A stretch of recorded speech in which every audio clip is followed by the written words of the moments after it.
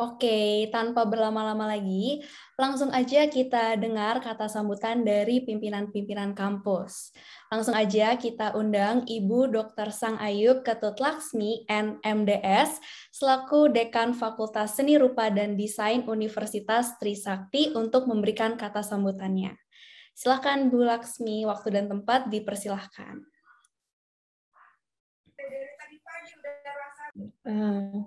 Baik, terima kasih Helena, Madeline.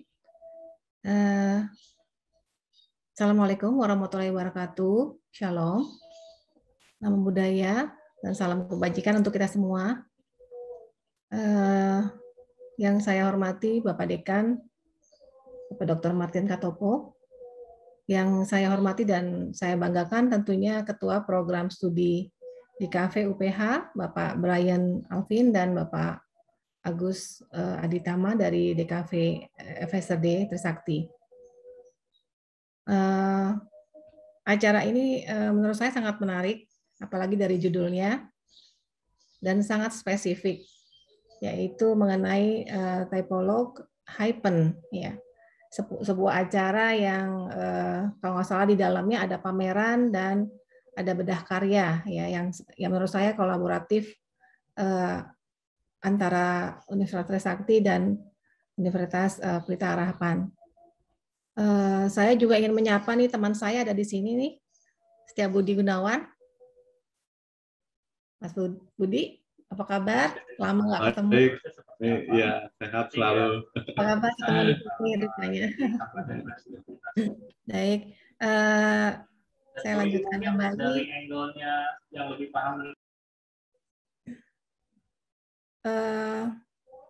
Kegiatan ini menurut saya sesuatu yang sangat menarik untuk terus dilaksanakan, apalagi berkaitan dengan suatu karya yang dibedah gitu. Itu kan jarang sekali ya, membedah suatu karya, dan ini inspirasinya dari mahasiswa. Jadi saya sangat bangga gitu bisa hadir di acara ini, dan saya sangat mendukung kegiatan-kegiatan seperti ini supaya apalagi kolaborasi antara dua universitas. Tentunya nantinya akan menghasilkan pemikiran-pemikiran lain dari sebuah tipografi gitu ya, yang bisa dalam suatu poster itu yang bisa dicari jalan keluarnya. Misalnya ada informasi apa sih yang sebenarnya harus dibahas dalam suatu poster tipografi. Jadi mungkin nanti dalam pembicaraan diskusinya bisa menghasilkan pemikiran-pemikiran lain dan baru, kemudian bisa menjadi inspirasi dan menginovasi ide-ide ke depannya. Saya yakin wawasan-wawasan akan terbuka untuk teman-teman mahasiswa yang hadir di sini, sehingga bisa dipergunakan untuk memperdalam keilmuannya. Kemudian juga sebagai seorang calon akademisi dan praktisi, sebaiknya akan didukung dengan proses-proses analisis dari suatu karya, dari teori-teori apa saja yang bisa diangkat, kemudian ada pendekatan keilmuan apa saja yang tepat untuk membahas suatu karya. Itu karena itu tantangan kita bersama ya sebagai di bagian keilmuan desain, karena kita perlu menunjukkan kepada keilmuan lain bahwa dunia desain itu juga bisa berkontribusi dalam teori-teori dan mempergunakan berbagai macam pendekatan. Jadi ke depannya semoga acara ini bisa berlangsung terus dan bekerja sama terus dengan UPH dan Trisakti. Dan sukses untuk acara ini, semoga berjalan lancar. Terima kasih. Wassalamualaikum warahmatullahi wabarakatuh. Oke, terima kasih Bu Laksmi atas sambutannya. Suatu kehormatan ya bagi kita karena Bu Laksmi ini dapat menghadiri acara kita pada sore hari ini. Yang kedua ya, langsung aja yang kedua, ada sambutan dari Kak Jessica Laurencia SSN MDS selaku Wakil Kepala Program Studi DKV dari Universitas Pelita Harapan. Silakan Kak Jessica. Oke. Thank you Madeline dan Helena untuk kesempatannya. Mungkin dari saya singkat aja.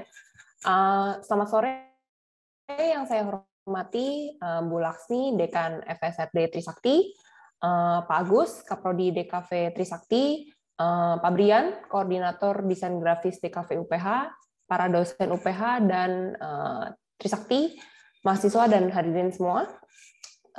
Puji Tuhan hari ini kita semua dapat berkumpul untuk menghadiri acara Tipolog Hyphen secara virtual ya, walaupun secara virtual. Hari ini saya menggantikan Ibu Lala Palupi, Kaprodi DKV UPH, untuk memberikan kata sambutan.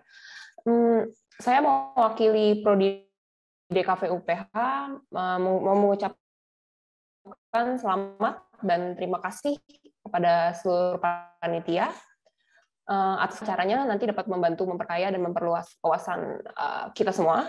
Dan harapannya sama tadi seperti Bu Laksmi, harapannya kolaborasi ini tidak berhenti di sini ya. Semoga kita bisa terus bekerja sama, mungkin bikin acara baru lainnya, mungkin apakah mungkin nggak harus tipografi doang gitu, mungkin yang lain ada mata kuliah lainnya kita bisa kolaborasi lagi. Ya kayaknya itu aja sih. Semoga sehat selalu untuk kita semua. Sekali lagi terima kasih untuk semua yang udah hadir di acara ini. Semoga acaranya bisa bermanfaat untuk kita semua. Thank you. Saya kembalikan ke MC. Thank you Kak Jessica untuk kata sambutan yang sangat hangat. Oke, kita akan memasuki sesi selanjutnya nih ya, yaitu sesi bedah karya, nih inti dari acara ini ya. Jadi kita jelasin dikit kali ya El tentang acara bedah karya ini. Boleh. Ya, jadi para narasumber di sini masing-masing nih udah menilai 3 karya representatif dari Trisakti dan 3 karya representatif dari UPH. Dan nantinya itu akan saling dibahas nih. Jadi narasumber dari UPH akan membahas karya dari Trisakti dan sebaliknya narasumber Trisakti akan membahas karya dari UPH. Nah, Kak, dari tadi kita manggilnya narasumber-narasumber aja nih. Pasti pada penasaran kan, siapa sih narasumber yang akan membedah karya kalian pada hari ini nih. Jadi, tanpa berlama-lama lagi, yuk kita perkenalkan narasumber yang akan membedah karya-karya tipografi kalian. Boleh.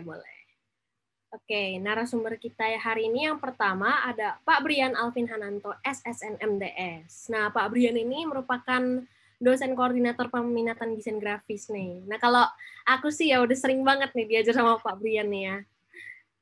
Oke, kalau yang kedua nih ada siapa nih kira-kira El? Nah, yang kedua ada Pak Agus Aditya Tama, SSN MDS, yang merupakan Ketua Program Studi Desain Komunikasi Visual Universitas Trisakti. Nah, kalau aku belum pernah nih Kak diajarin sama Pak Gus ya.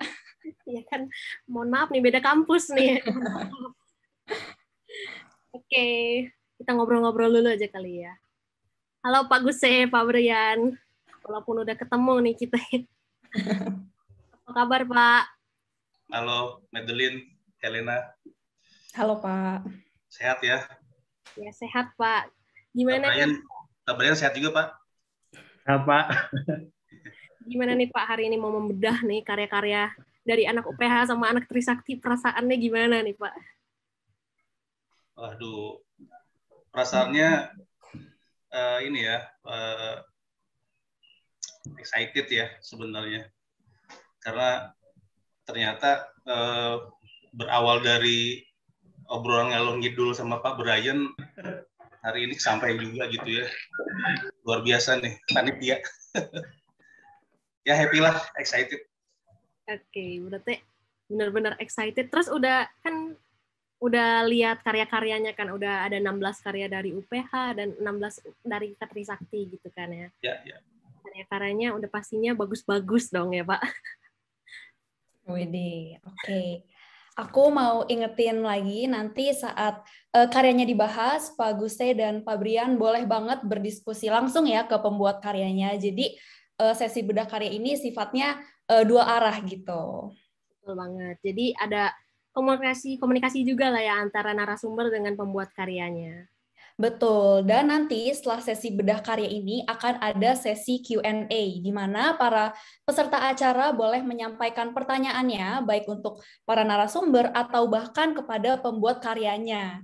Dan setelah sesi Q&A nanti akan diumumin nih, siapa satu karya terbaik representatif dari UPH dan satu karya terbaik representatif dari Universitas Trisakti. Bener banget. Jadi kalian yang karyanya bakal dibedah nih, semangat ya. Siapa tahu nanti jadi pemenang karya terbaik nih ya, El.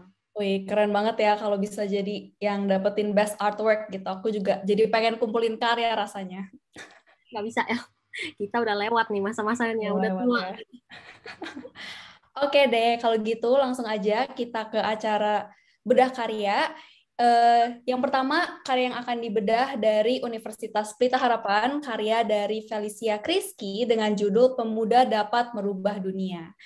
Silakan Pak Guse untuk membahas karya dari Felicia Kriski ya. Mungkin sebelum itu kita bisa lihat dulu ya kali ya. Oh, boleh. Karya dari UPH juga, 16 karya dari Trisakti gitu. Betul.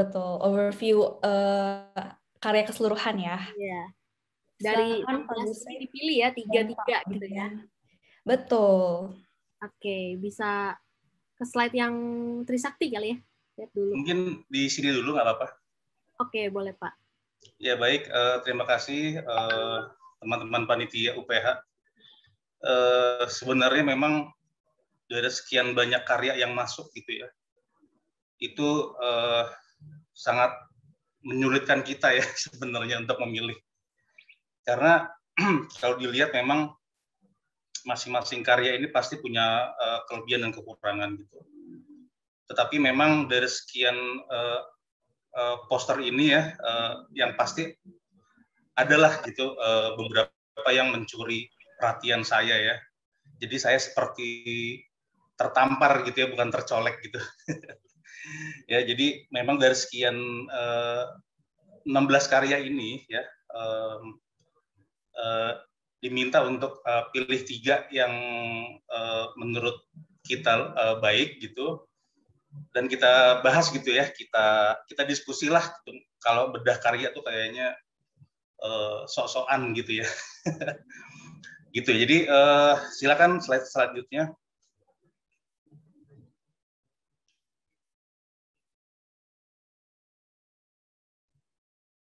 Oke,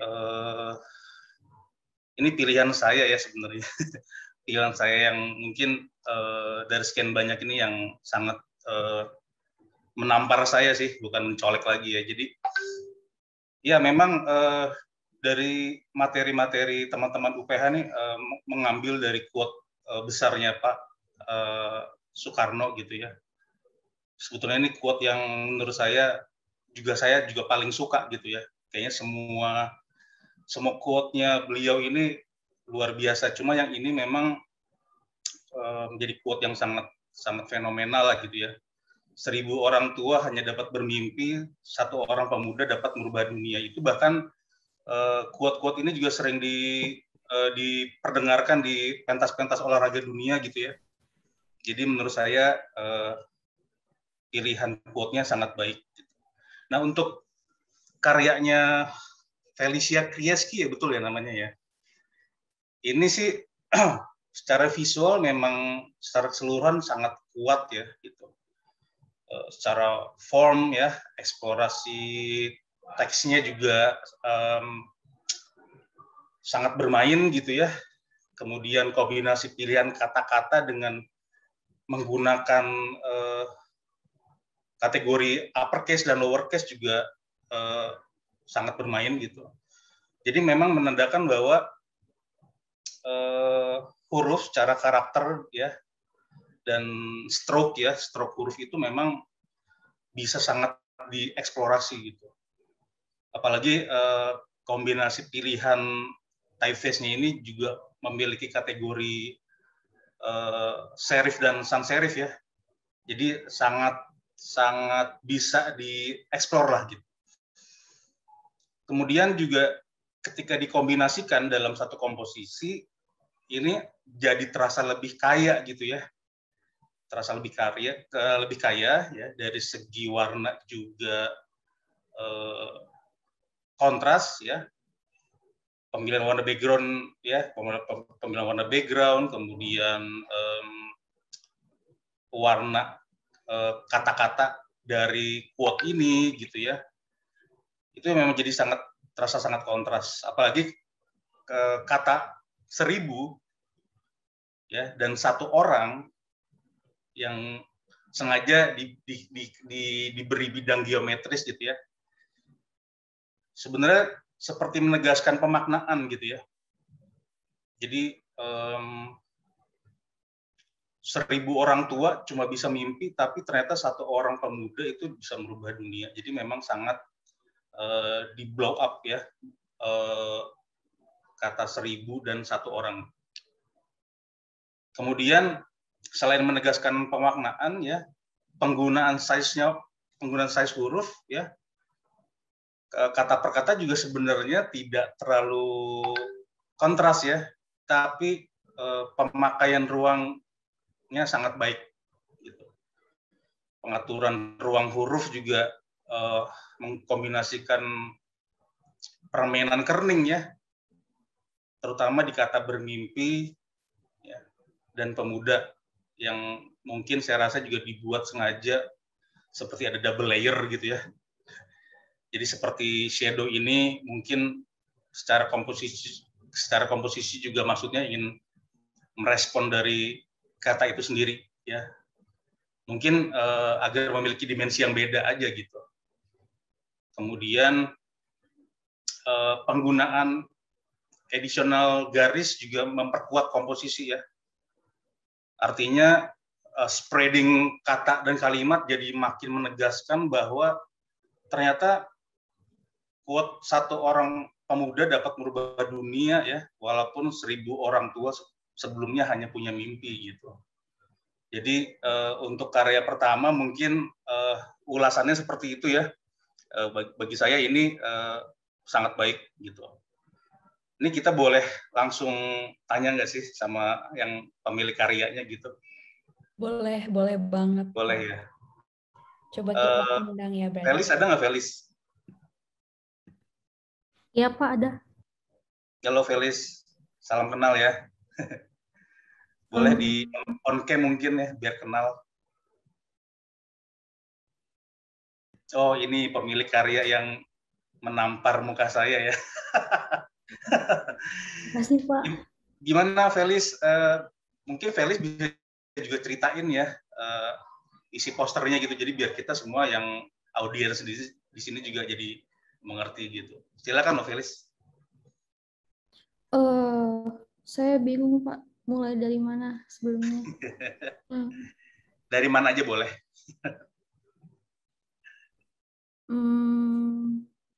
Soalnya kayaknya juga saya lihat nih nama presiden pertama kita ini Insinyur Soekarno memang sengaja dibuat radial gitu ya, maksudnya supaya pusatnya di situ ya. Apa gimana sih? Coba bisa ceritain deh.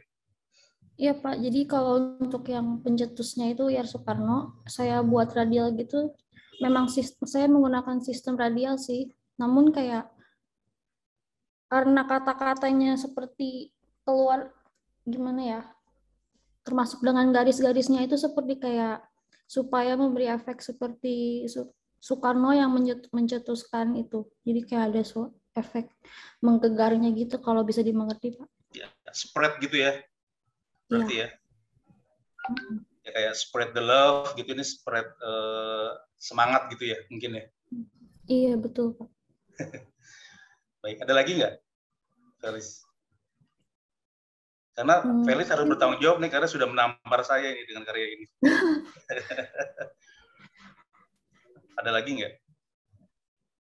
Kita santai aja ya, Pak Brian di sini, jangan terlalu kaku. Bukan acara ujian ya. Iya, Pak. Iya. Kalau ada lagi silakan disampaikan. Ya, saya juga banyak itu sih Pak, cari-cari referensi sama eksperimen juga. Dan awalnya memang saya sebenarnya awalnya tuh saya desainnya sama sekali bukan seperti ini Pak, saya rombak berapa kali, juga banyak alternatif yang dibikin gitu.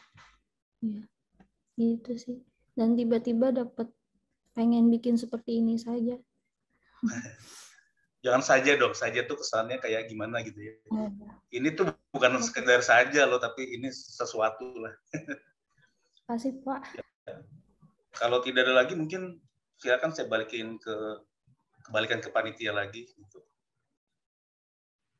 Oke. Terima kasih ya Pak Guse, dan Felicia Kriski juga tentunya ya. Sampai tadi katanya karyanya menampar Pak Guse banget nih. Oke, selanjutnya karya yang akan dibahas adalah karya yang kedua dari Universitas Trisakti ini ya. Adalah karya dari Syarifah Arista Dewi Putri Gayanti dengan judul Education atau Pendidikan. Nah, ini akan dibedah oleh Pak Brian ya. Silakan Pak. Oke, selamat sore, terima kasih. Mungkin boleh balik ke slide yang 16 karya Trisakti dulu kali ya. Pak Gusi dari tadi bilang, kita santai aja. Dari tadi saya juga nyantai, Pak. Enaknya kalau acara online ini, saya tinggal nge-mute saya, terus saya bisa ketawanya lebih bebas gitu ya. Kalau acara beneran itu biasanya ketawanya agak keras, terus mengganggu gitu. Kalau sekarang bebas. Ya, oke, mungkin kalau menyinggung sedikit gitu ya. Jadi kan memang kebetulan lah ya, kalau bisa dikatakan kebetulan memang kita bisa janjian gitu ya, tadi mungkin menyambung dari Pak Guse, kita bisa janjian untuk pameran bareng ini kan memang karena kebetulan mata kuliahnya juga selesainya mirip gitu ya. Oh mirip nih, keluarannya bisa kita samain yuk, sama-sama bikin poster, terus kita pamerkan bersama-sama gitu ya. Mungkin kita adakan bedah karya seperti ini biar juga bisa saling bertukar gitu ya, saling belajar juga gitu. Dan saya pribadi gitu ya, melihat ini kalau boleh maju mundur dikit gitu ya, sekilas saja melihat 16 karya dari Trisakti dan 16 karya dari UPH itu memang beda gitu ya, beda dalam artian punya karakter masing-masing gitu ya. Nah, jadi memang mungkin dari 16 karya yang UPH pilih gitu ya, dari saya pilih dari UPH, terus 16 dari Trisakti yang Pak Guse pilihkan, ditukar gitu ya, terus kemudian saya pilih 3 dalam tanda petik yang mungkin dinilai baik gitu ya, terbaik lah, semuanya baik.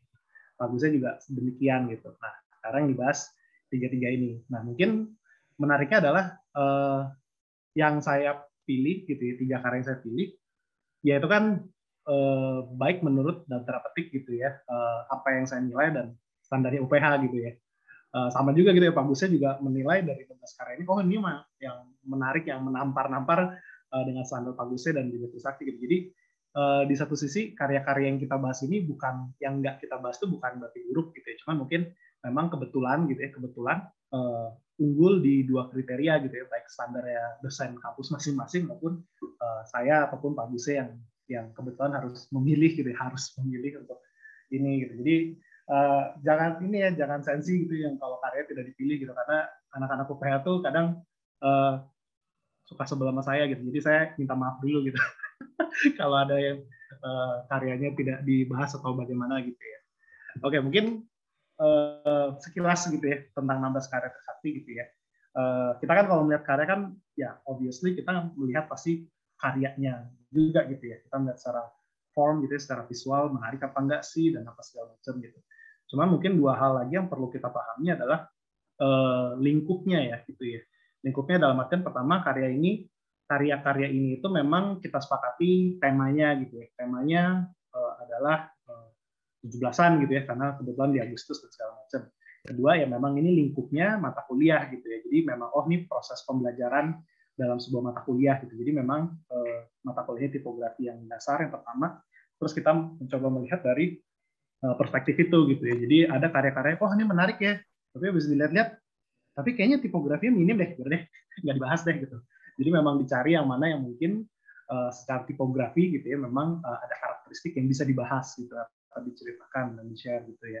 Jadi itu mungkin sedikit basis saya gitu. Saya juga harus melihat karya-karyanya mana ya yang menariknya itu dari aspek tipografi nih, karena tadi ya kalau dibilang menarik, ya semua punya kekuatan masing-masing gitu ya. Semua punya kekuatan masing-masing, menarik sekali gitu ya.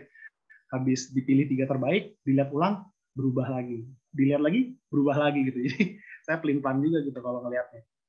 Nah, oke, mungkin dari saya pengantarnya itu aja sebelum masuk ke karyanya masing-masing kali ya tadi. Karya pertama, boleh balik lagi karya yang pertama. Nah, ini apakah orang yang hadir di sini mungkin Syarifah, Persita Dewi? Iya, hadir Pak. Oh ya, oke. Mungkin sama kayak Pak Guse kali ya, saya nanya-nanya dulu gitu, biar ada gambaran sedikit gitu ya. Mungkin boleh cerita sedikit, Syarifah, maksudnya idenya gitu ya, ide atau inspirasinya itu muncul dari mana sih untuk poster ini? Silakan.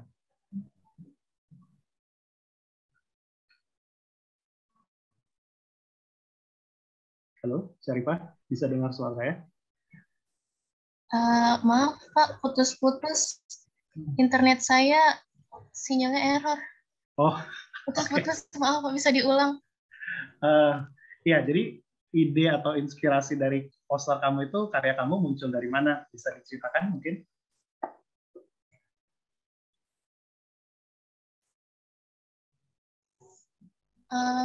Iya.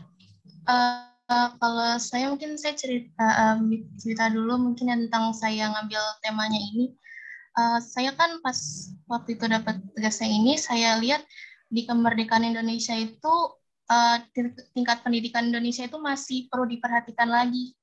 Kayak misalkan masih banyak yang nggak mendapat pendidikan yang layak atau nggak merata atau akses yang sulit untuk mendapatkan pendidikan.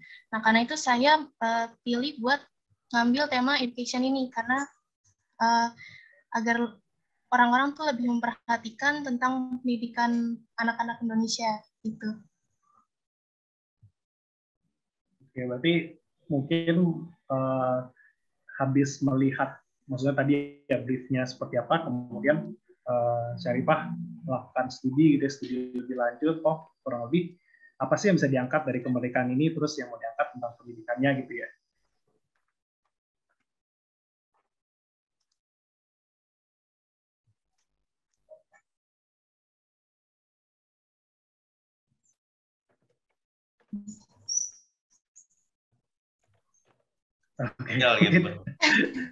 Memang koneksinya tidak memadai, nggak apa-apa Syarifah. Terima kasih Syarifah. Iya, terima kasih Pak. Mohon maaf sebelumnya ya Pak. Iya, nggak apa-apa. Ya mungkin kalau saya harus mengulas gitu ya, atau mungkin mendeskripsikan gitu ya, mungkin buat teman-teman yang lain, apa sih mungkin kekuatan atau karakteristik dari poster ini yang cukup baik gitu ya untuk bisa dipelajari bersama-sama gitu ya. Nah, saya nggak tahu nih, mungkin teman-teman pada online di komputer atau di HP gitu ya. Cuman kalau saya ngelihat dari komputer, dari layar saya sendiri itu, satu hal yang saya langsung notice di posternya itu adalah saya harap ini disengaja gitu ya, jadi bukannya kebetulan gitu ya. Menurut saya poster ini tuh sangat bagus gitu ya, dari segi proporsi ukuran hurufnya gitu. Saya pribadi pas melihat semua karya gitu ya, saya coba download, saya skimming satu-satu gitu ya. Saya ngerasa karya ini tuh ukuran antara yang besar gitu ya, headline lah mungkin kalau kita sebut, sama teks-teks yang kecilnya itu cukup kontras, cukup jelas gitu ya perbedaannya, dan terbaca juga gitu. Jadi dalam ukuran layar saya sih, saya bisa membaca juga tulisan-tulisan kecilnya. Education is process of gaining knowledge and developing the skill, knowledge, character by formal schooling. Terus education could bring the nation to a bright future, 2021. Teksnya itu kebaca semua gitu. Jadi secara apa ya, secara sizing itu satu hal yang bagus gitu ya, karena tipografi walaupun kasarnya cuma nyusun-nyusun menata huruf gitu ya, tapi memang menata huruf tuh nggak semudah itu juga gitu ya. Salah sedikit dalam artian kekecilan sedikit, teks-teks ini langsung sulit terbaca gitu. Atau kalau kita contoh nih, dengan ukuran sekian, kita memilih huruf atau jenis huruf yang apa ya, memiliki kontras yang terlalu tinggi gitu ya, mungkin kayak dot gitu ya, susah kebaca juga gitu. Jadi dengan memadukan jenis hurufnya, pengaturan ukurannya, dan pengaturan jarak antar hurufnya segala macam dalam format seperti ini tuh menurut saya ini salah satu poster yang cukup baik gitu. Nah itu yang mungkin kadang orang suka lupa gitu ya, dan menyepelekan sama aja lah jenis huruf gitu ya. Tapi kadang lupa gitu ya, sebenarnya fungsinya seperti apa. Dan dalam hal ini menurut saya poster ini memiliki proporsi yang cukup baik gitu ya. Dan bukan cuma proporsi aja, tadi ya, keterbacaan, dan keterbacaan baik keterbacaan huruf gitu ya, legibility, ataupun keterbacaan naskah keseluruhan, readability juga baik gitu ya. Kita tetap bisa membaca ini education gitu ya, terlepas dari E-nya sama D-nya jauh gitu ya. Antara E sama D itu ada tulisan atau kata future, kita tetap bisa membacanya education langsung. Jadi itu hal-hal kecil yang sebenarnya yang diatur dan hasilnya itu baik gitu. Seperti itu sih. Saya juga ngerasa salah satu hal yang cukup menarik dari poster ini dibandingkan mungkin teman-teman yang lain adalah ya mungkin tidak tipografi gitu ya, tapi pemilihan background-nya gitu ya. Pemilihan background-nya dengan pengaturan hurufnya sendiri gitu ya, education-nya itu menyatu dengan cukup baik gitu ya, sama-sama menggunakan hitam putih, teksturnya juga cukup sepadan, cukup ada kesatuan gitu ya, jadi unity-nya itu baik sekali gitu menurut saya untuk poster ini. Memang mungkin ada hal-hal kecil atau masukan-masukan gitu ya, mungkin bisa diberikan gitu, cuman menurut saya tetap poster ini salah satu yang punya karakter dan cukup baik juga gitu ya. Apalagi tadi ya, temanya juga nggak benar-benar oke lah, 17-an, ada merah, ada putih, selesai. Enggak, gitu. Dia coba kulik lebih dalam dan hasilnya ya menurut saya baik. Mungkin dari saya itu sih yang bisa saya ceritakan gitu ya, atau lihat atau dari karya ini. Gitu.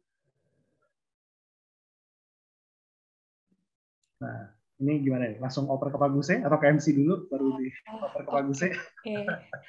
Menarik ya, berarti karyanya betul sih. Tadi kan biasanya identik, kalau kemerdekaan itu kan identik dengan warna merah putih gitu. Tapi Kak Syarifah berani nih untuk bereksperimen dengan warna-warna lain gitu ya, warna hitam gitu. Jadi unik gitu. Oke, baik.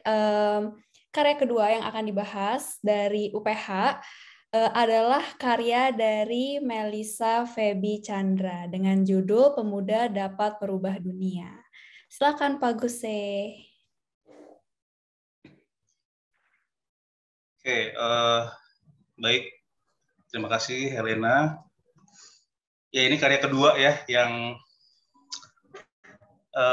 saya harus memilih dibandingkan yang lainnya ya. Betul kata Pak Brian sih, sebenarnya semuanya itu bukan tidak baik, tapi memang ada hal-hal yang memang secara visual dia sangat kuat gitu ya. Mungkin kalau kita dijejerkan gitu ya di antara karya-karya yang lain, mungkin ini juga jadi salah satu yang mencuri perhatian saya juga gitu.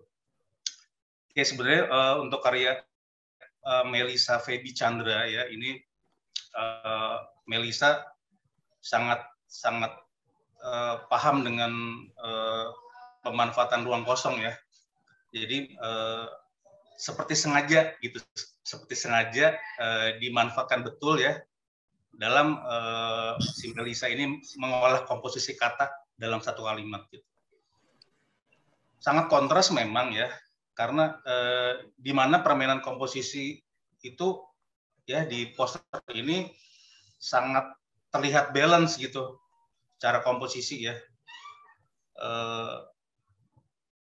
Ketika saya melihat berulang-ulang ya, seperti kata Pak Brian, kita pilih yang ini, kemudian kita ulang lagi dari awal, ternyata kok tetap pilihannya yang ini gitu, salah satunya gitu. Jadi saya sebenarnya kayak mengingatkan saya sebenarnya dengan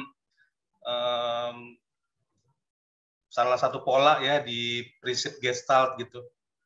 Jadi polanya ini seperti closer gitu ya, yang benar-benar kerasa di saya gitu. Nggak tahu kalau si Melissa ini kerasa apa enggak gitu ya. Saya tuh kayak seperti melihat sebuah kotak yang horizontal gitu ya, dan juga ada yang vertikal gitu. Mungkin secara bentuk dia nggak utuh gitu ya, tapi terlihat sebenarnya dalam apa ya, cara melihat kita ya, proses kita manusia melihat secara persepsi itu jadinya dilihat menjadi sebuah kesatuan yang apa ya, yang utuh gitu ya. Jadi seperti ada kotak tapi tidak terlihat kotak, tapi itu menjadi kesatuan yang utuh gitu kan. Itu yang apa ya, yang mengingatkan saya dengan prinsip Gestalt itu gitu. Nah, menariknya lagi ya, kata bermimpi ini ya seolah dia seperti naik ke atas gitu ya. Kan kalau mimpi itu kan kita mungkin selalu melihatnya, kenapa kalau kita mikir, kita mimpi selalu melihatnya ke atas, nggak ke bawah gitu ya. Kalau ngeliat ke bawah mungkin lihat koin yang jatuh gitu. Ini intermezzo aja. Jadi kata bermimpi ini seperti naik ke atas ya, kayak step gitu ya. Saya ngeliatnya kayak step, kayak menandakan sebuah pengharapan gitu. Nah, kemudian dalam pemakaian ruang ukurnya juga secara kerning ya dan leading ini sebenarnya juga nggak terlalu signifikan gitu ya. Tapi yang apa namanya, permainan sizing hurufnya itu yang jadi sangat kaya gitu di komposisi ini. Kemudian saya juga melihat bahwa Melissa juga cermat ya melihat bagaimana sebuah typeface itu memiliki family ya, seperti regular mungkin atau bold, yaitu mungkin bisa di-combine. Terlihat di sini di-combine dengan baik oleh Melissa gitu. Kemudian juga secara warna sebenarnya juga nggak banyak gitu ya, hanya memakai 2 warna mungkin ya, warna merah dan warna hitam gitu. Tapi jadinya sangat kuat di atas ruang kosong tadi gitu ya. Jadi emang kelebihannya si Melissa tuh itu. Kemudian lagi-lagi ya kombinasi penggunaan pemilihan karakter typeface juga sangat baik gitu. Yang kemudian menjadi perhatian saya itu sebenarnya ada emphasis di sini ya.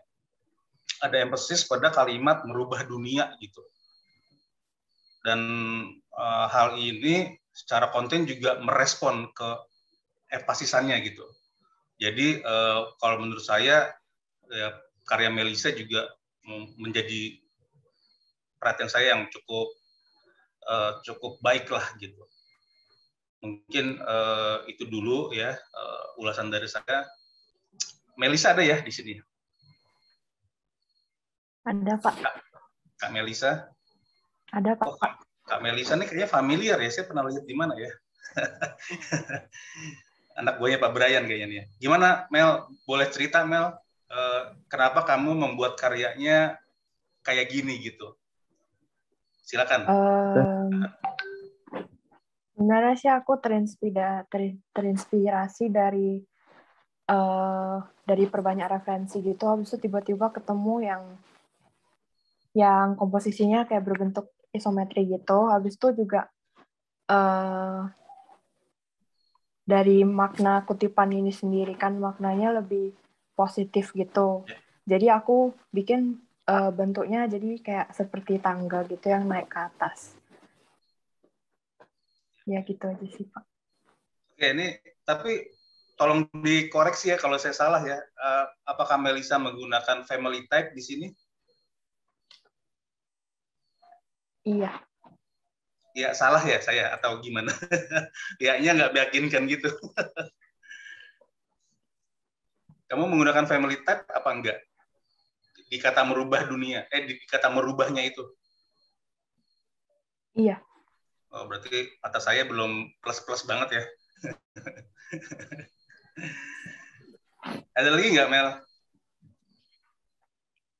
Itu aja sih Pak dari aku. Oh gitu. Baik, saya kembalikan ke Helena ya. Terima kasih.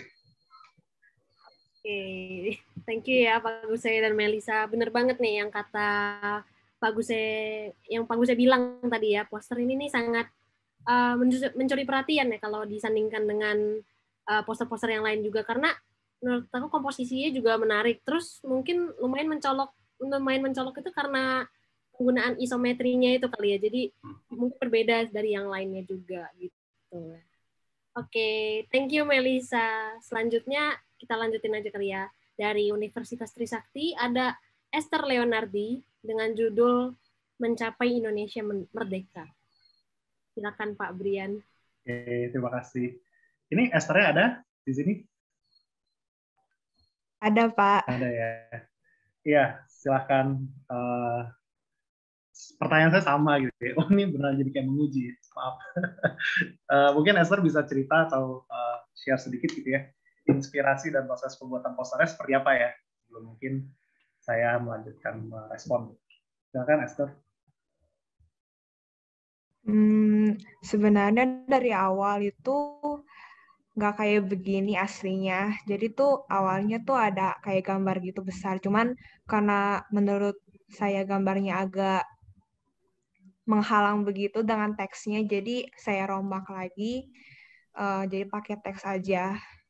Ini dapat inspirasi dari mungkin mirip kayak poster-poster di film. Jadi tulisan yang besar itu mirip kayak gambar di sebuah poster film itu, dan teks kecil itu mirip kayak mungkin produsernya gitu-gitu. Saya dapat inspirasi dari itu sih. Oke, menarik ya. Saya nggak kebayang sih kalau ini sumber inspirasi dari poster film gitu ya. Ini satu hal yang buat saya pribadi lucu gitu ya. Cuman saya nggak paham juga kenapa ini lucu gitu ya. Saya suka banget ngelihat huruf O di Indonesianya itu pas ada di counter angka 6-nya gitu ya. Itu kebetulan yang buat saya lucu gitu. Ini lucu ya bisa pas di tengah kayak gitu. Terus tiap kali lihat poster ini, ya focal point saya selalu ngeliat counternya angka 6 sama huruf O-nya ini yang overlapping gitu ya. Ya menurut saya tuh hal random yang menurut saya poster ini jadi menarik. Nah, mungkin kalau boleh memuji juga gitu ya, salah satu kekuatan gitu ya, kekuatan dari poster ini yang saya lihat mengungguli mungkin kalau menurut saya pribadi dari poster-poster lain, bahkan termasuk poster-poster dari anak-anak UPH juga gitu ya, adalah penggunaan warnanya gitu ya. Mungkin kesannya, penggunaan warna bukannya gampang ya, cuma hitam, putih, sama merah gitu ya. Cuman ya ini tipolog aja hitam putih merah juga gitu ya. Mungkin kan kesannya kan wah itu kan bukannya warna yang standar ya gitu ya. Maksudnya kombinasi 3 warna yang standar. Standar sih. Tapi coba aja gitu. Coba aja dalam artian coba aja teman-teman di sini siap pun bikin poster dengan menggunakan menggunakan warna hitam, putih sama merah. Susah sekali menurut saya untuk bisa dapat relasi kontras antara ketiganya gitu. Di sini kalau dilihat gitu ya, warna putihnya kan nggak benar-benar putih gitu ya. Sebenarnya putihnya itu agak abu-abu sedikit gitu ya. Terus merahnya pun juga dalam tanda petik cukup pas gitu. Dia cukup bisa kontras terhadap warna hitam, dia juga cukup kontras terhadap warna putihnya gitu. Jadi memilih warnanya aja menurut saya kebetulan atau tidak kebetulan, disengaja atau tidak disengaja, itu bagus gitu. Jadi warna merah yang bagus terhadap hitamnya dan terhadap putihnya juga. Jadi itu nggak mudah gitu ya menurut saya pribadi. Nah, salah satu hal lain yang menurut saya juga cukup baik gitu ya dibandingkan beberapa yang saya lihat gitu ya adalah penggunaan pairingnya sendiri gitu ya. Tipografi kan baik lagi ya, tadi mungkin saya kasih contoh, kita milih huruf tuh ada tujuannya gitu, ada fungsinya gitu. Nah, kita itu memilih satu huruf. Bagaimana ketika kita memilih 2 huruf gitu ya, kita nggak bisa memilih kalau memilih 2 huruf ya gampang, pilih aja satu lagi gitu ya. Kan nggak seperti itu. Kita harus melihat gimana 2 huruf ini atau 2 jenis huruf itu berelasi dan ya bagaimana mereka terlihat gitu ya, maksudnya apakah baik atau enggak. Dan di sini menurut saya 2 huruf yang dipilih, 2 takis yang dipilih, ya saya sih menebak ini Helvetica sama Didot gitu berarti ya, Didong gitu kan ya. Itu kombinasi yang klasik yang bagus dan digunakannya juga bagus gitu. Nah, kenapa saya menegaskan digunakannya bagus? Karena mungkin semua orang bisa menggunakan Helvetica sama Didot gitu ya. Tapi baik lagi ya, semua orang mungkin bisa dikasih daging, dikasih bawang, tapi belum tentu pada bisa masak dengan enak gitu ya. Bahan dasarnya sama nih gitu ya. Bahan dasarnya mungkin klasik gitu ya. Oke, Helvetica Didot. Bahan dasarnya putih, merah, hitam gitu. Cuman menurut saya Esther cukup berhasil gitu dalam memilihnya dan menggunakannya dan memadukannya gitu sampai jadi poster seperti ini. Gitu. Kenapa menurut saya bagus gitu ya? Hitamnya di-assign di Didot gitu ya, di mencapai Indonesia merdeka.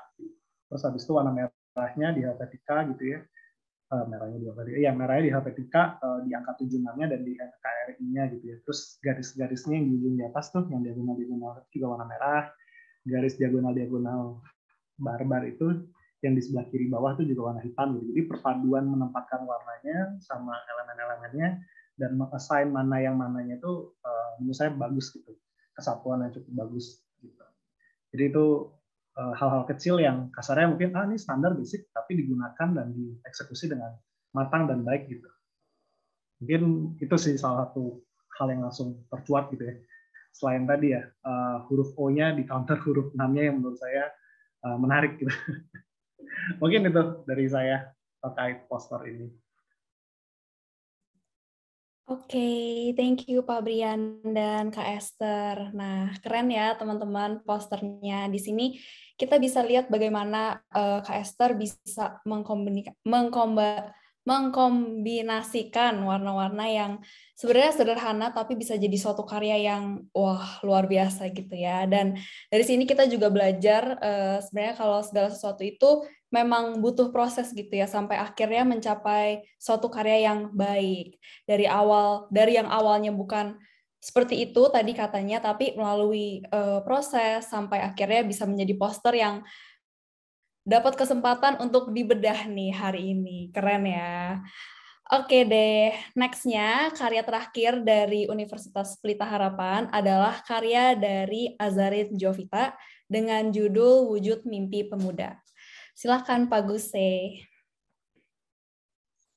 Oke, terima kasih Melisa. Ini karya terakhir ya, karya 3. Kenapa hanya 3 karya yang dibedah? Karena waktunya terbatas. Ya Pak Brian ya. Ya jadi karya dari Azarin Jovita ini secara form dia juga sama ya, memilih kombinasi dari mungkin 3 font gitu ya. Yang saya tangkap sih sepertinya ada Futura, nggak tahu kalau saya salah, mungkin saya juga sok tahu gitu. Nah kemudian secara karakter juga ya di typeface-nya ini memang memiliki keunikan gitu ya. Apalagi setelah kita lihat komposisinya gitu ya, ini seperti memperlihatkan irama gitu ya, ritme gitu ya. Mata kita tuh kayak diarahkan, dibawa dari arah kanan atas gitu ya ke bawah gitu.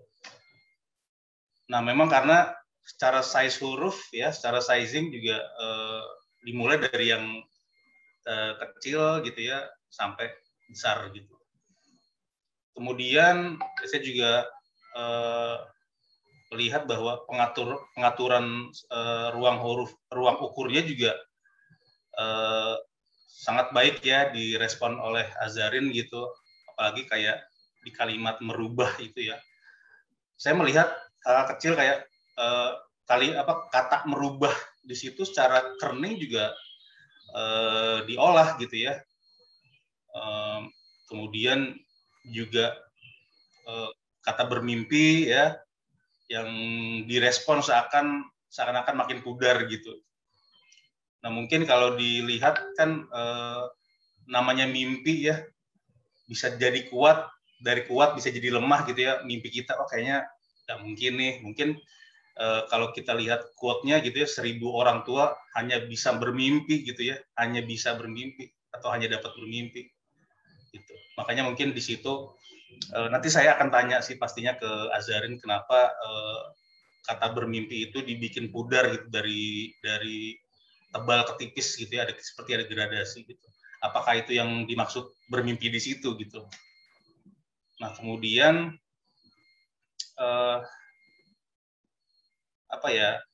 proporsi ya, proporsi juga sangat dominan di kata dunia, karena saya lihat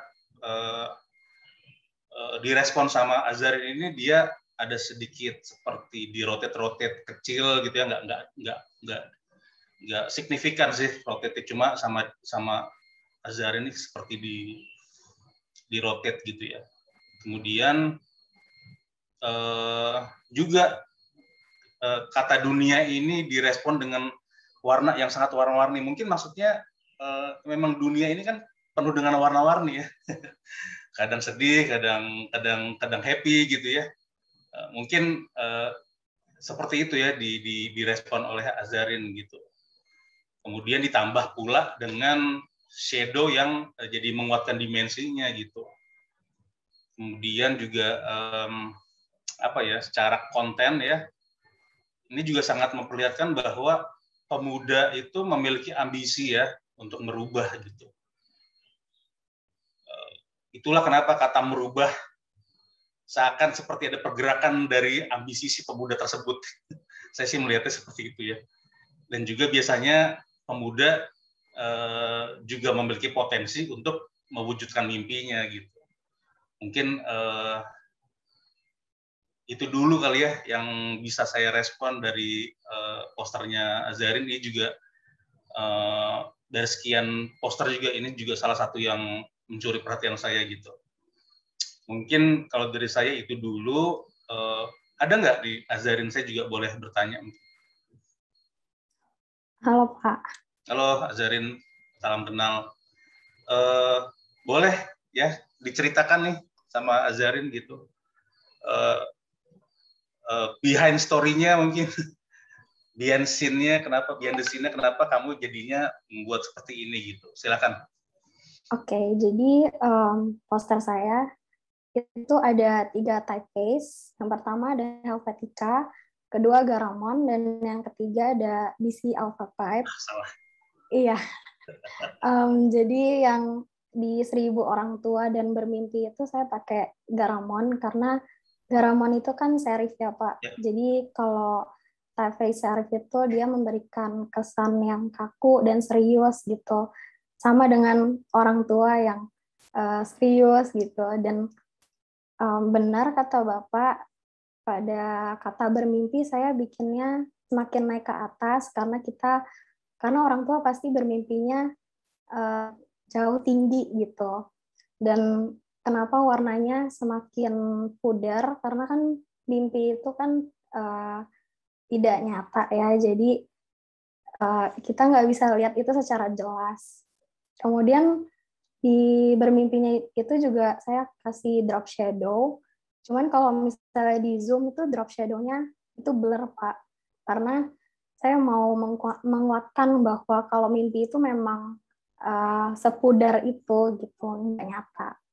Kemudian kalau yang di merubahnya itu benar kata Bapak juga, saya bikinnya naik turun. Itu juga karena kalau merubah kan kita kadang nggak sesuai dengan apa yang kita ekspektasikan kan. Jadi kadang bisa naik, bisa turun gitu. Bergerak ya? Iya. Kemudian yang dunianya sebetulnya drop shadow-nya itu lebih saya mau kasih tahu kalau itu tuh dari pijakan gitu Pak. Jadi dunianya bangkit bangun gitu karena pemudanya tuh mencoba untuk merubah dunianya itu Pak. Mantap. Ya, makasih ya Azarin ya atas penjelasannya. Jadi betul ya, ketiga karya yang saya pikir best of the best gitu ya Pak Brian ya. Masing-masing punya kelebihan dan keunikan. Gitu. Jadi kalau kita lihat memang dari karya poster yang karyanya Azarin, karyanya Melisa gitu, sama yang pertama banget itu karyanya Felicia ya. Itu kan kalau kita lihat kan memang sangat berbeda gitu karakteristiknya. Tapi ya itu yang menurut saya terbaik dari yang terbaik gitu. Seperti itu dulu mungkin dari saya. Terima kasih. Saya kembalikan ke panitia. Oke, thank you Pak Guse dan Azarin. Wih, penjelasannya ini benar-benar jelas ya. Dari Azarin ini sendiri juga benar-benar jelas penjelasannya. Kalau menurut aku sendiri sih karya ini ya menariknya dari segi penggunaan komposisi warna mungkin ya. Karena kombinasi warna yang kalau aku sendiri dikasih warna begini aku nggak bakal berani pakai warna sebanyak ini untuk dikombinasiin sih. Jadi menurut aku Azarin ini menurut aku ya ini sangat berani untuk mengkombinasikan warna di sini gitu. Oke, jadi sekarang mungkin kita move on ke karya yang terakhir ya bisa dibilang ya. Karya dari Trisakti yaitu dari Adri Aziz Maulana Nurdin yang judulnya Indonesia Needs More Tolerance. Silakan Pak. Oke, terima kasih. Ya kalau saya sama Pak Guse agak kebalik ya. Kalau Pak Guse jelasin dulu baru nanya, saya nanya dulu deh dari tadi. Di sini adakah anaknya? Orangnya Adri Aziz Maulana Nurdin? Ada Kak. Oke. Selamat sore Adri. Ya, silakan mungkin boleh sharing sedikit gitu ya, inspirasi gitu ya, atau ya inspirasi gitu ya dari pembuatan poster ini seperti apa ya? Mungkin bisa di-sharingkan. Mungkin saya akan jelasin dari warna ya Kak.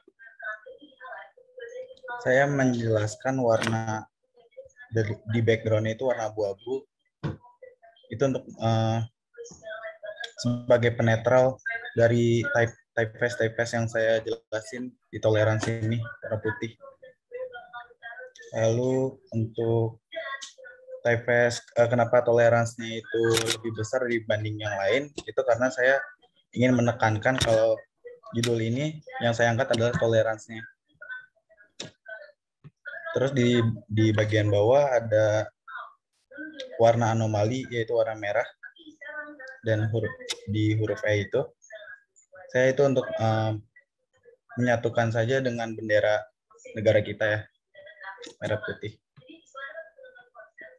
Terus di situ ada berbagai macam quotes yang saya lumayan pakai lama ya, dari yang namanya Cynthia Amoroso. Itu kalimatnya it's okay to be different. Itu saya pakai dari kecil dan itu saya masukkan dalam poster digital ini.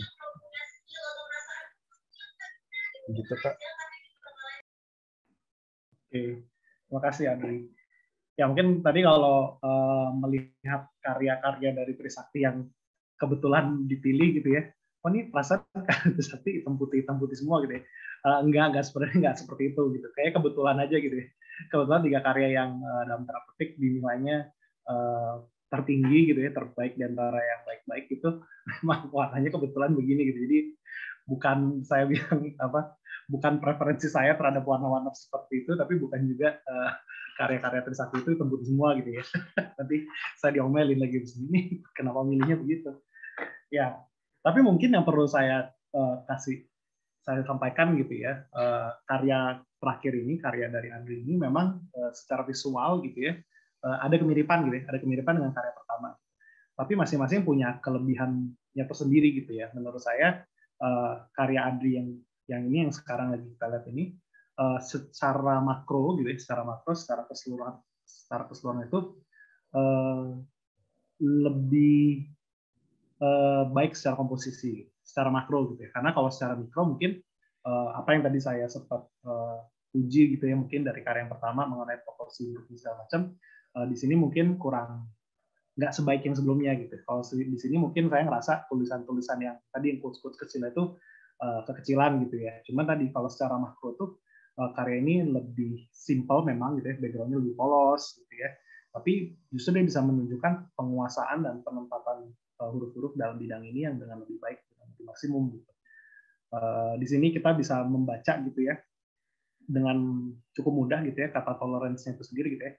TOLERANCE gitu ya, sangat efisien gitu ya, keterbacaan itu sangat efisien, sangat baik karena benar-benar dipenggal gitu ya, TOLERANCE-nya itu ditambah gitu ya, ditambah juga dengan pengaturan atau relasi antaranya itu dibantu gitu ya, yang T sama O ada garisnya, L sama E juga ada garis, R sama A ada grouping dengan garis patah-patahnya, N sama C sama E itu juga secara di posisi gitu ya, secara posisi ditempatkan dengan liukan yang berdekatan juga gitu. Jadi keterbacaan itu menurut saya baik gitu dan bagus gitu.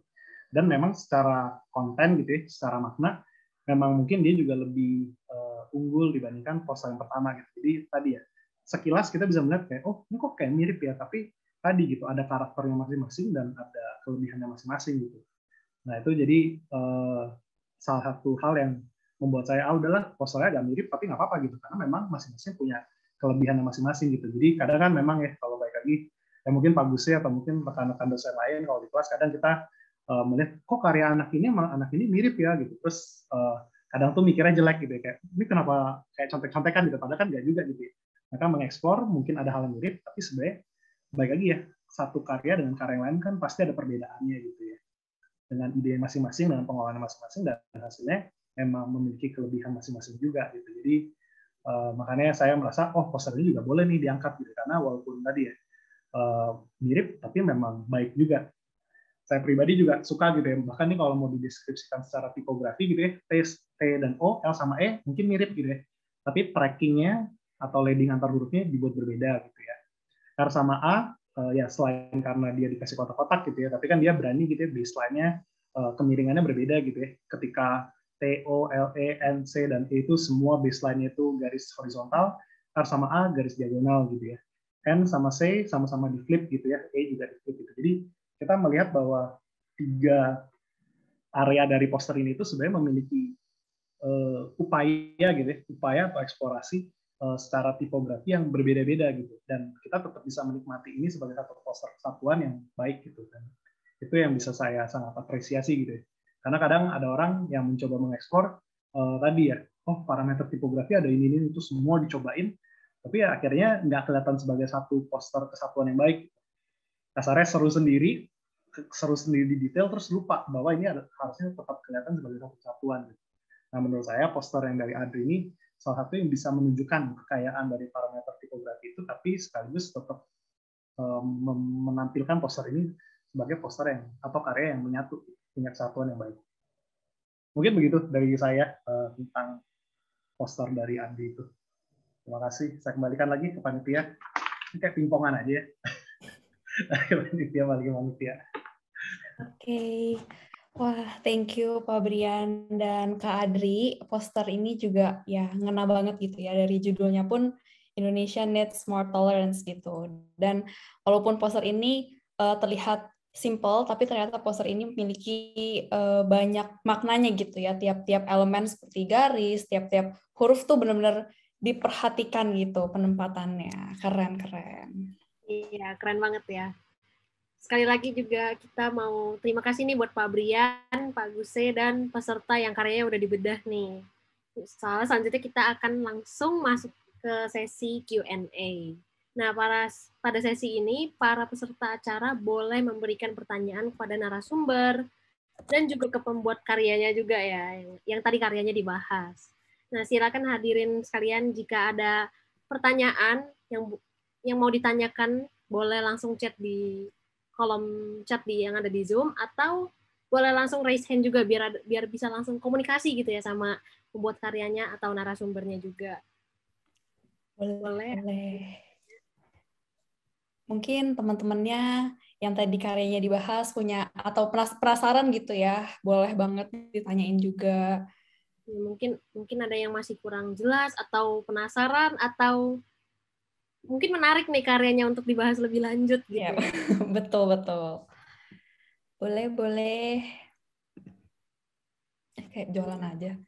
Bertanya kah? Ya, sebenarnya mohon izin ya sebentar. Iya, Pak. Sebenarnya mungkin ya ulasan kami atau khususnya saya gitu kurang tajam gitu. Jadi mungkin ada teman-teman dosen di sini kan banyak, ada Pak Leo Widya, ada Pak Alfian mungkin, ada Kak Redo, ada Kak Aul gitu, Kak Ferdinand. Wah, ini juga datang ya Pak Ferdinand, mungkin juga bisa kasih insight untuk teman-teman di Trisakti maupun di UPH gitu ya. Gitu sih. Terima kasih. Mungkin bisa ditunjukin itu kali ya, balik ke poster-poster tadi aja, yang 16 itu. Ya walaupun kecil gitu ya, cuman biar ada gambaran.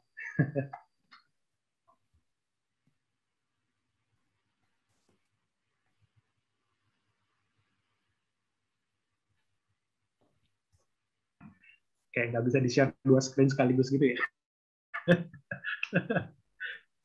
2 monitor. Pak Brian, saya Julita mau nanya. Tapi mau nanyanya sama Pak Gus, saya boleh? Boleh banget, Bu. Halo Mas Guste. Aduh nih, ya. Disuruh nyalain video nih. Iya dong, Kak Juli, gimana sih? Loh, Kak Juli, ya gimana Kak? Aku tertarik sama hasil karya ini nih, Trisakti gitu ya. Ini nih briefnya gimana sih? Kok ini kayak Mas Guste banget semuanya gitu loh. Kayak grunge, hitam putih merah. Eksperimental banget gitu ya, David Carson gitu. Jadi waktu itu pendekatan briefnya apa sih, dan mereka lagi belajar apa sih sebenarnya di sini gitu. Itu aja sih Mas.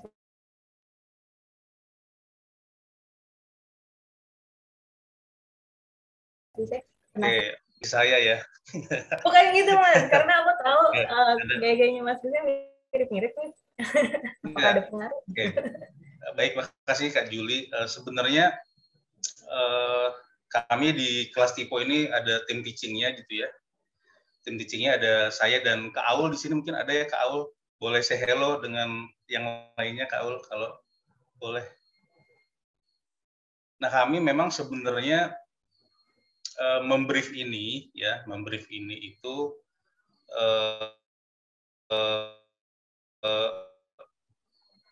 awalnya kita kalau ngobrol sama Brian itu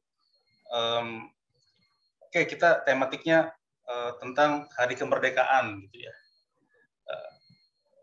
Ternyata dari situ berkembang Pak Brian membriefnya dengan quote-quote dari para pahlawan kita gitu ya, terutama quote yang sangat kuat sekali dari Pak Insinyur Soekarno. Nah, kemudian saya dan tim itu mencoba menambahkan dengan bagaimana ya kalau misalnya hari ulang tahun kita Indonesia yang ke-76 sampai hari ini tuh ada isu apa aja sih gitu. Jadi sebenarnya yang kami ingin tekankan ke mahasiswa kami adalah mencoba keluar dari pemikiran cuma hanya sekedar angka 76 atau HUT RI bla bla bla gitu ya, tapi mencoba untuk eksplorasi aja gitu, eksplorasi untuk bagaimana menciptakan satu karya yang berangkat dari tematik yang jadi payung besarnya hari ulang tahun RI yang ke-76, kemudian di breakdown lagi dengan tematik kecilnya lagi, kayak misalnya tadi ada yang ngomongin education, ada yang ngomongin fakta-fakta sejarah mungkin ya, ada ngomongin lagi merespon dari kata-kata itu sendiri gitu ya sebenarnya. Nah, mungkin berangkatnya dari situ, kemudian kami juga mencoba untuk memberikan referensi. Nah, kemudian memang referensinya tidak dari satu sumber saja, dari berbagai macam sumber. Kebetulan memang kami setiap di mata kuliah Tipo itu selalu memberikan semacam portfolio kami para dosen gitu. Jadi ini loh karya-karya yang kami buat gitu. Jadi nggak melulu nanti ngomongnya dosennya cuma bisa ngomong doang nih gitu loh. Ngerti nggak sih Kak Juli? Jadi memang sebenarnya tidak ada intimidasi ke mereka juga untuk menjadi David Carson gitu. Tapi ya mungkin berangkatnya dari itu ya, pengolahan ide yang dari payung besar dikerucutkan lagi tematiknya gitu ya. Jadi tiap mahasiswa juga akhirnya bisa mengembangkan dari pemikirannya masing-masing gitu sih. Itu Kak Juli, mohon maaf kalau ada yang salah. Kalau ada yang salah. Makasih Mas Gus, keren banget ini. Tepuk tangan buat anak-anak Trisakti ini. Maksudnya ininya dapat banget ya. Dekonstruksinya, terus eksperimennya gitu. Aku sih salut sih. Bukan berarti yang UPH enggak, tapi ini termasuk yang saya tadi ngelihat warnanya kok ini banget ya, kayak ada seragaman, rebellious-nya tuh kuat banget gitu. Aku appreciate itunya sih. Thank you Mas Gus. Oke, thank you Kak Juli pertanyaannya. Ini kayaknya ada Pak Alfian mau nanya ya Pak. Boleh Pak pertanyaannya? Ya, thank you kesempatannya. Halo Pak Guse dan Pak Brian dan teman-teman dari UPH dan ini ya dari Trisakti ya. Mungkin saya tadi ya mungkin saya merespon ajakan dari Pak Guse, ikut turut merespon aja sih gitu ya dari karya-karya ini gitu. Mungkin bukannya bertanya tapi lebih menambahkan. Boleh ya? Boleh banget ya. Dari mungkin enak sih kalau dikasih lihat dua halaman ini ya, bisa lihat semuanya. Saya bisa mengambil satu insight gitu, atau mau share satu insight yang menurut saya ketika menjawab di mata saya PH maupun teman-teman di Cafe Trisakti gitu. Dan ini mungkin bisa bantu menginspirasi teman-teman yang lain juga gitu ya. Which is elemen tekstur ya. Mungkin ini yang menurut saya paling utama gitu, yang bisa yang banyak sekali, sering sekali dilupakan gitu ketika merancang karya, gitu. Identitas buat atau fokusnya lebih ke komposisi utama gitu ya. Tapi menurut saya karya yang ada teksturnya gitu ya, yang berhasil menghasilkan elemen tekstural itu tuh sedikit banyak lebih menonjol gitu dibanding yang lainnya gitu. Kalau di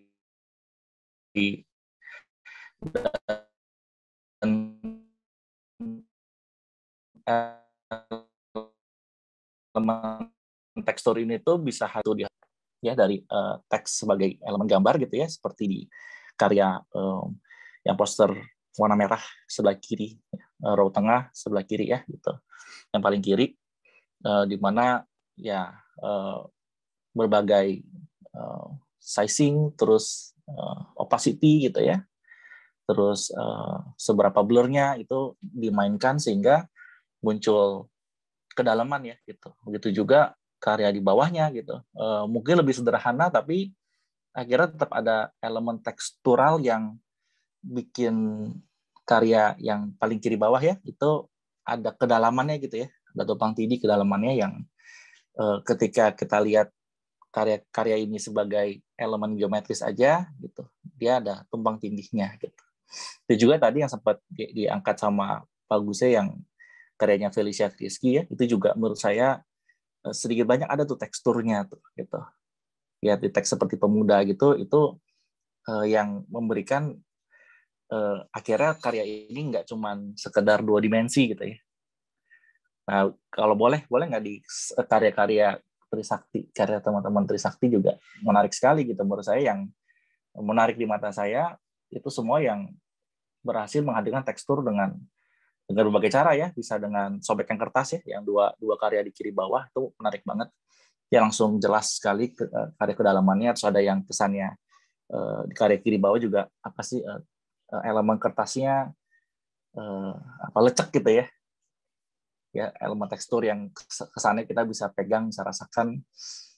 Dan juga tadi mungkin seperti yang kata sama Pak Brian juga, yang karya Education, yang kanan bawah juga itu ya ada unsur grunge ya, karena dia style agak grunge, tekstur dari grain itu tuh berasa sekali dan itu menarik sekali. Tapi mungkin yang HUT RI76 yang gimana ya sebutnya ya, yang kedua dari kanan tapi row tengah, yang ini juga menurut saya menarik karena tekstur yang dihadirkan juga dari grain juga cuma tipis sekali gitu ya, tapi itu juga menurut saya menghasilkan dinamisme kedalaman yang menarik ya, padahal mungkin teksnya sendiri cukup statis gitu, HUT RI76-nya cukup besar, statis dan monumental gitu ya, tapi dengan adanya semacam elemen asap gitu kan, dengan berbagai opacity, berbagai warna, ada hitam dan merah, itu ya tadi ya menghasilkan tekstur yang menarik lah menurut saya. Jadi nggak bosan ya, lihat berkali-kali juga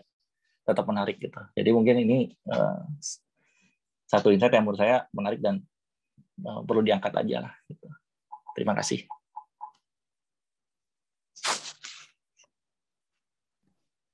Baik, terima kasih Pak Alfian. Ya, sama-sama.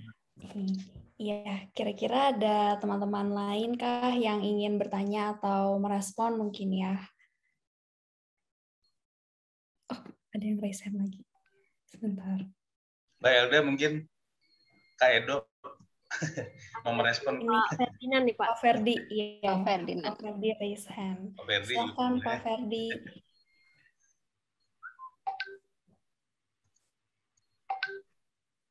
Oke, terima kasih. Terima kasih atas kesempatannya. Mungkin saya ini kali yang respon secara umum dulu gitu. Lalu udah gitu saya mau menanggapi beberapa poster yang tadi sempat saya bahas gitu ya. Jadi kalau secara umum boleh dikasih lihat yang ya udah ini kalau yang sekarang ditampilin yang dari UPH ya. Yang ini dari yang ini baru UPH Pak. Yang mana? Ini sekarang dari Trisakti kan ya? yang ada di layar nih? Yang di layar ini UPH, Pak. Oh, yang oke. Yang dari UPH saya lihat mungkin pendekatan artistiknya lebih plural gitu ya. Jadi maksudnya ada yang atribut teksturnya dominan gitu ya, ada yang lebih menekankan konfigurasi geometris gitu ya. Ya karena tadi kan ada yang konfigurasinya kan isometrikal gitu ya, lalu ini juga ada yang sirkular gitu ya, ada pendekatan sangat geometrik gitu, ada yang organik gitu ya, kayak satu poster di atas, poster kedua dari sebelah kiri atas yang bermimpi, ya itu kan organik ya, irregular gitu ya sudut-sudutnya gitu ya. Lalu itu kan juga ada ya yang serupa, itu ada di baris kedua, poster kedua dari akhir. Jadi poster kedua dari kanan, baris kedua. Sebelahnya, sebelah kanan lagi. Oh ya, itu ya. Oke, ini ya itu juga serupa ya, ada titik temu ya. Pengolahannya kan sudut-sudutnya irregular gitu ya. Konfigurasinya nggak geometris gitu. Ya maksudnya pendekatan artistiknya tuh plural gitu. Sedangkan kalau yang dari Trisakti, kalau saya lihat ada satu karakteristik yang kuat gitu. Saya sepakat tadi sama Pak Alfian gitu yang mengangkat persoalan tekstur gitu. Jadi atribut tekstur di karya-karya mahasiswa-mahasiswi Trisakti ini cukup dominan gitu ya. Jadi secara tekstural dia tipografis gitu ya. Tapi tipografinya sendiri juga tekstural gitu. Jadi maksudnya tipografi ini tidak hanya diposisikan sebagai instrumen untuk ngebangun tekstur ya, tapi tipografinya sendiri juga menjadi elemen yang khas gitu ya dalam ngebangun teksturnya itu sendiri. Jadi teksturnya kuat, tapi teksturnya itu tipografis gitu. Jadi dia bukan cuma sekedar alat ngebangun tekstur doang atau permukaan doang gitu, tapi permukaannya itu, kualitas permukaannya itu juga sangat tipografis gitu ya. Itu saya rasa yang bisa menyatukan karya-karya dari Trisakti gitu ya. Ini yang mungkin bisa jadi aspek distintif ya, yang membedakan gitu ya antara yang Trisakti sama yang dari UPH gitu ya. Mana yang lebih baik ya nggak bisa dibilang kayak begitu ya, karena dua-duanya ini karakteristik yang berbeda gitu ya, nggak bisa dibandingkan gitu ya, sulit untuk dibandingkannya gitu. Lalu mungkin masuk ke, boleh nggak saya nanggepin beberapa poster yang tadi dibahas? Boleh banget, Pak. Oke, kalau gitu boleh ditunjukin posternya Syarifah ya. Yang ini saya tadi nggak sempat lihat sih. Yang saya tadi masuk udah pembahasannya poster Syarifah gitu. Nah kalau poster Syarifah ini yang menarik adalah untuk saya relasi antara konten dengan form itu kontras ya. Bukannya kontradiktif ya, tapi kontras gitu. Ya jadi kontrasnya di mana gitu. Jadi konten yang mau disampaikan, jadi intensi yang mau disampaikan, maksud gitu ya, meaning gitu yang mau disampaikan itu relasinya kontras dengan konfigurasi tipografisnya gitu. Ini saya rasa jadi cukup powerful gitu ya. Kontennya apa? Kontennya kan kita bisa baca ya. Konten yang terbaca itu kan tentang pendidikan gitu ya. Pendidikan itu kan secara normatif itu kan bagian dari proses gaining knowledge gitu ya. Harusnya kan dalam proses gaining knowledge itu kan ada kesatuan ya. Jadi pengetahuan itu kan dibangun, dikonstruksi supaya menjadi satu pemahaman yang utuh gitu kan ya. Itu kan bagian dari pemahaman tentang edukasi yang dilibatkan sebagai konten di sini. Sedangkan formnya itu disperse gitu ya, menyebar. Ya dismembered, huruf-hurufnya pun juga dismembered gitu ya, kepotong-potong gitu ya, kayak anatominya tuh dipecah-pecah gitu ya, yang seperti itu gitu. Nah, kenapa ini contrasting dan kenapa ini menarik ya, karena sesederhana memang formnya itu bagi saya itu mencerminkan kondisi pendidikan yang berlaku di Indonesia kayak gitu. Pendidikan itu tidak merata, pendidikan itu tersebar tapi tidak merata gitu. Kualitasnya berbeda gitu ya. Jadi perbedaan kualitas pastinya tidak masalah gitu ya. Cuman ketidakmerataan inequality dalam hal education itu memang sebuah fakta yang nggak bisa dipungkiri gitu di Indonesia, dan itu memang problematis gitu. Padahal idealnya, atau bukan idealnya ya, tapi realistisnya, educating itu ya seperti yang dicantumkan ya, process of gaining knowledge gitu. Jadi kontennya sendiri menunjukkan apa yang seharusnya, tapi formnya sendiri mencerminkan kondisi existing atau kondisi aktualnya gitu.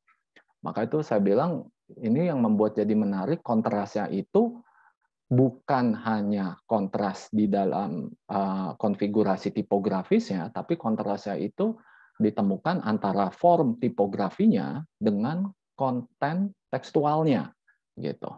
Jadi saya rasa ini menarik ya. Jadi formnya sendiri cerminan kondisi aktual existing dari pendidikan yang ada di Indonesia. Kontennya sendiri merekomendasikan bagaimana seharusnya pendidikan itu dijalankan gitu. Ya, jadi ini yang buat saya cukup menarik gitu. Meskipun demikian relasinya kontras, tapi kesatuan itu masih tetap terdeteksi ya. Maksudnya ada konsistensi gitu ya di pengolahan tiap karakter hurufnya gitu ya. Jadi ngebelah hurufnya tuh ya, dismembering hurufnya itu kan semuanya kan arahnya diagonal ya. Kalau saya perhatikan gitu ya, itu diagonal, lalu juga movement, prinsip design movement itu juga teraplikasikan untuk reading flow-nya. Jadi ngebacanya juga kan diagonal ya, zigzag gitu ya. Zigzag dan arahnya tuh diagonal gitu. Dan hal ini juga dipertegas dengan melibatkan elemen dasar garis gitu ya, untuk mempertegas dan membantu readability dari kata education-nya itu sendiri gitu ya. Oke, itu tentang poster dari Syarifah gitu ya. Lalu selanjutnya tadi masuk ke poster Melissa Feby gitu ya. Oke, untuk poster Melissa Feby ini yang saya bisa apresiasi adalah kehendak untuk melibatkan teknik gambar isometri gitu ya di dalam posternya gitu. Cuman sayangnya kehendak itu tidak teraktualisasikan secara konsisten gitu. Ya, jadi kalau kita bicara isometri itu kan mengandaikan sudut-sudut yang dibentuk oleh arah-arah vertikalnya itu harusnya tegak lurus ya, perpendikular gitu ya. Kayak gitu. Cuman ini ada persoalan craftsmanship kalau buat saya ya di sini ya. Craftsmanship-nya di mana? Jadi bangunan atau bentuk isometri yang mau ditampilkan itu sayangnya tidak terlalu tercapai karena ada beberapa sudut yang tidak tegak lurus, tidak perpendikular gitu ya. Contohnya, ini jadi agak ngeganggu sih jujur gitu ya. Misalnya terutama di relasi antara arm dari karakter huruf R itu di R kecil yang dirubah tuh, kata rubah gitu ya, merubah gitu. Nah, itu arm dari huruf R-nya, relasi antara arm dengan huruf R dengan katakan saja itu dengan bowl di huruf B, terus juga stem huruf U gitu ya, tuh kalau ditarik garis gitu ya, itu sudutnya saya rasa miring deh itu nggak tegak lurus terhadap bidang kerja tuh. Itu agak miring gitu. Mungkin miring berapa derajat gitu. Itu nggak tegak lurus 90 derajat tuh. Ya. Kita bisa bedakan, kita bandingkan gitu ya dengan kata dunia. Ya, kata dunia itu kita bisa lihat itu kan garisnya ya cukup tegak lurus dan paralel dengan bagian kanan kertas, bagian ujung kanan kertas gitu. Ya, kalau kita tarik garis itu garisnya tuh paralel gitu. Sedangkan rubah itu terutama jadi arm huruf R-nya dengan huruf U dengan bold dari karakter B gitu, itu kalau ditarik garis lurus itu kayaknya miring deh. Gitu. Ya, jadi ini persoalannya persoalan craftsmanship ya. Kalau di sini saya nemuinya persoalan craftsmanship gitu. Jadi maksudnya sayang aja gitu. Jadi kehendak untuk melibatkan format isometrikal di dalam posternya itu kurang teraktualisasi dengan baik aja gitu. Ya. Jadinya agak ganggu, ini isometrinya kok jadi kayak apa sih, miring-miring kayak gitu ya.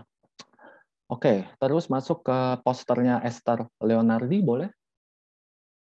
Oke, kalau dari poster Leonardi yang mungkin saya bisa apresiasi itu adanya konsistensi ya, konsistensi di penerapan prinsip desain ritmik gitu ya, ritme gitu ya, di kata Indonesia gitu. Jadi kalau kita lihat di kata Indonesia itu, khusus di kata Indonesianya, itu antar stem itu cukup sejajar ya. Ada kesejajaran bukan antar stem sih sebenarnya, tapi antar serif yang dibangun secara vertikal ya. Jadi misalnya serif dari huruf karakter E dan I ya, itu kan inline ya. Tapi ini nggak menjadi tidak belang dengan keseluruhan karena penerapan yang serupa juga ditemukan di relasi antara serif di huruf N dengan serif di huruf D, itu juga inline gitu. Ya, walaupun ada miring-miring, kegeser-geser dikit nih saya lihat nih. Cuman ya secara optis masih bisa ditoleransi, itu inline lah ya.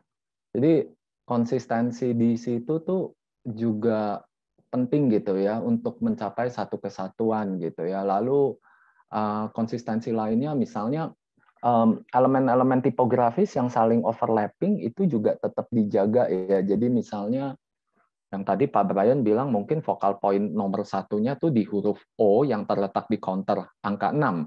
Oke. Ya, tapi di sekitarnya itu overlapping-nya tuh cukup konsisten ya. Jadi ada serif huruf R yang overlap ya, mendekati si huruf O, terus juga ada stem dari huruf D uppercase yang mendekati huruf O gitu. Jadi kayak dijepit dari dua sisi gitu ya. Itunya saya rasa cukup konsisten gitu. Jadi masalah konsistensi ini penting juga gitu ya. Walaupun ada serif dari huruf E uppercase itu yang tiba-tiba muncul sendiri gitu ya. Ya, tapi masih bisa ditoleransi karena ini jadi sebuah konfigurasi keseimbangan asimetris ya yang ya masih balance gitu ya, Nggak mesti juga di ujung kanan huruf O itu harus ada elemen yang overlapping juga gitu. Nggak mesti gitu juga. Kalau sampai itu dilakukan, itu jadinya simetris tapi ya mungkin jadinya statis gitu ya. Kayak gitu. Jadi yang bisa saya apresiasi di sini persoalan konsistensi ya, walaupun kelihatannya kan saling overlapping dan semuanya dinamis dalam kondisi bergerak gitu ya.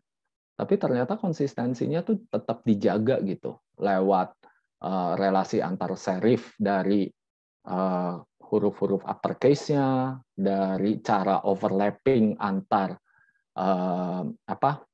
antar karakter typeface yang berbeda, kayak begitu. Itunya sih cukup baik ya, saya rasa. Terus juga menggunakan elemen-elemen garis ya sebagai tekstur ya, itu di sebelah kiri ada, sebelah kiri bawah ada, sebelah kiri bawah tuh di atas huruf kata NKRI ya, lalu di pojok kanan atas juga ada gitu.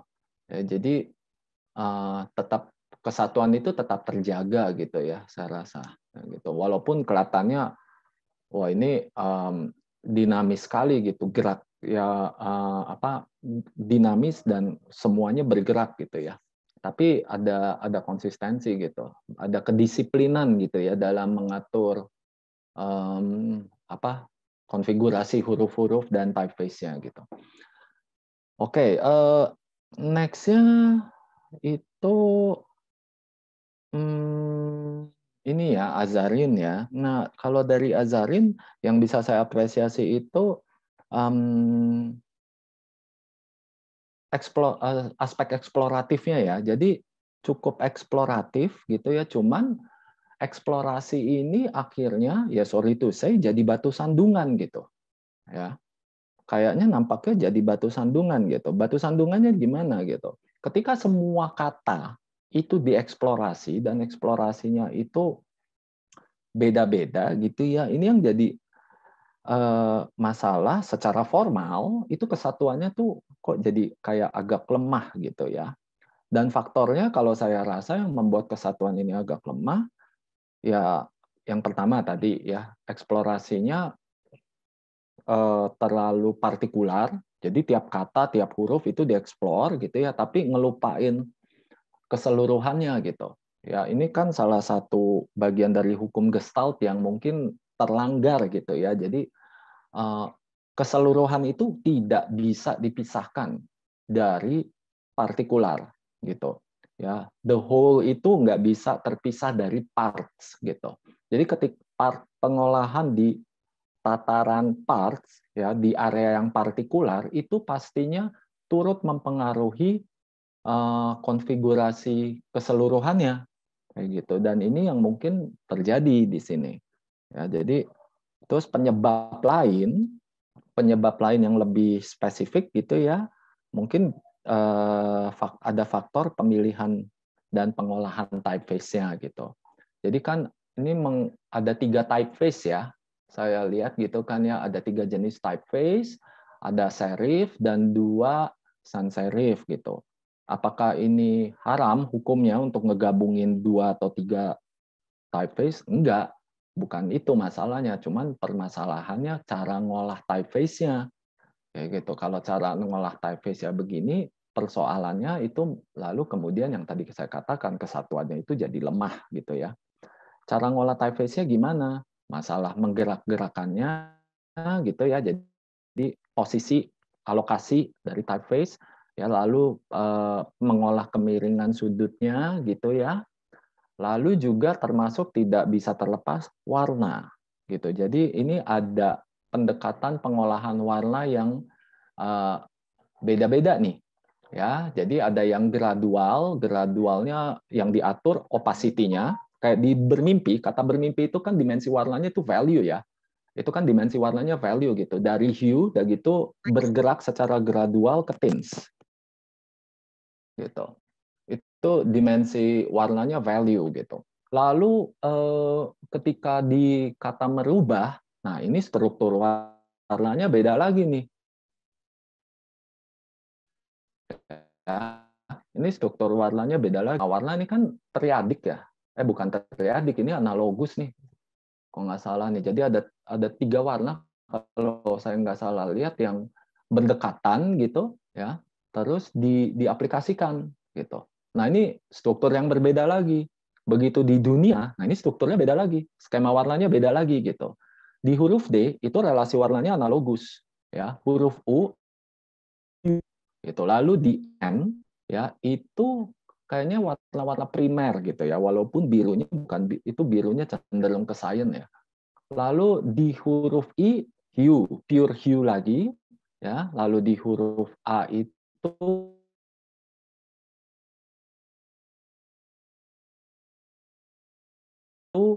kayaknya skemanya triadik gitu, tapi bukan warna primer, ya, 2 warna primer dan 1 warna sekunder gitu. Maksud saya adalah sistem dan struktur secara menyeluruh gitu ya. Yang saya mau tanggapi itu dari posternya Adri ya. Adri itu mungkin kontras, saya rasa ini jadi salah satu prinsip desain yang paling dominan di sini ya. Itu aspek yang bisa diapresiasi gitu. Tapi saya punya keprihatinan, concern di persoalan detail gitu ya. Persoalan detailnya misalnya, ini bisa jadi saya salah lihat ya. Bisa jadi saya salah lihat, tolong dikoreksi nih kalau misalnya saya salah. Itu point size huruf, point size garis ya. Jadi ketebalan garis di atas sama di bawah itu kayaknya beda apa sama ya. Saya kok kayak merasa melihat, nggak tahu nih, ini mungkin mata saya aja nih yang ngaco nih. Cuman kok saya kayak ngelihatnya 2 garis di bawah, ya, yang di dekat antara huruf N dan huruf C, yang horizontal, ya, dengan garis yang diagonal, yang mencoba menghubungkan karakter huruf C dan E di bawah, itu ketebalannya sepertinya berbeda ya dengan 2 garis horizontal yang ada di atas, antara P sama O, udah gitu L sama E gitu. Ya balik lagi ya, mungkin aja saya salah lihat nih. Cuman sekilas ngelihat kok kayak point size-nya mungkin agak beda ya. Lalu persoalan craftsmanship lain yang alignment ya. Jadi bukan konsistensi, alignment. Alignment-nya semuanya sih cukup konsisten ya. Kalau nggak rata kiri, rata kanan gitu. Cuman dampak dari rata kiri, rata kanannya ini nih. Jadi alignment dari kalimat yang disusun di dekat huruf N, boleh tolong ditunjuk nggak? Nah, itu kan alignment-nya kan rata kiri ya, tapi kan relasinya terhadap stem huruf N itu rugged ya, jadi keacak-acakan gitu. Ini kan beda ya, kalau di paragraf atau kalimat-kalimat yang di rata kanan dan rata kiri di bagian lainnya itu kan ayanya gitu kan, itu lurus ya, kayak gitu, rapih gitu ya. Kalau yang di bagian dekat huruf N itu kok agak ragged gitu ya, kayak agak acak-acakan gitu ketika kita lihat relasinya dengan stem dari karakter huruf N uppercase gitu. Itu aja saya rasa tanggapan saya. Terima kasih atas waktunya. Wah, thank you banget Pak Ferdi. Diskusi ini jadi semakin kaya dan insightful ya. Bener, El. Jadi makin tajam lagi nih ya pembahasannya. Tadi aku setuju sih yang dibilang Pak Ferdi di awal-awalnya. Kalau dibandingin antara karya dari Trisakti dan UPH, visualnya itu benar-benar style itu beda banget ya. Tapi kalau disuruh milih, nggak bisa juga karena ada keunggulan masing-masing lah ya dari karya-karya tersebut. Nah, dari permainan tekstur, komposisi, warna, dan elemen pendukungnya itu semua bisa beda-beda, tapi tetap aja nggak bisa milih salah satu ya, karena dua-duanya memiliki keunggulan dan kekurangan masing-masing gitu ya.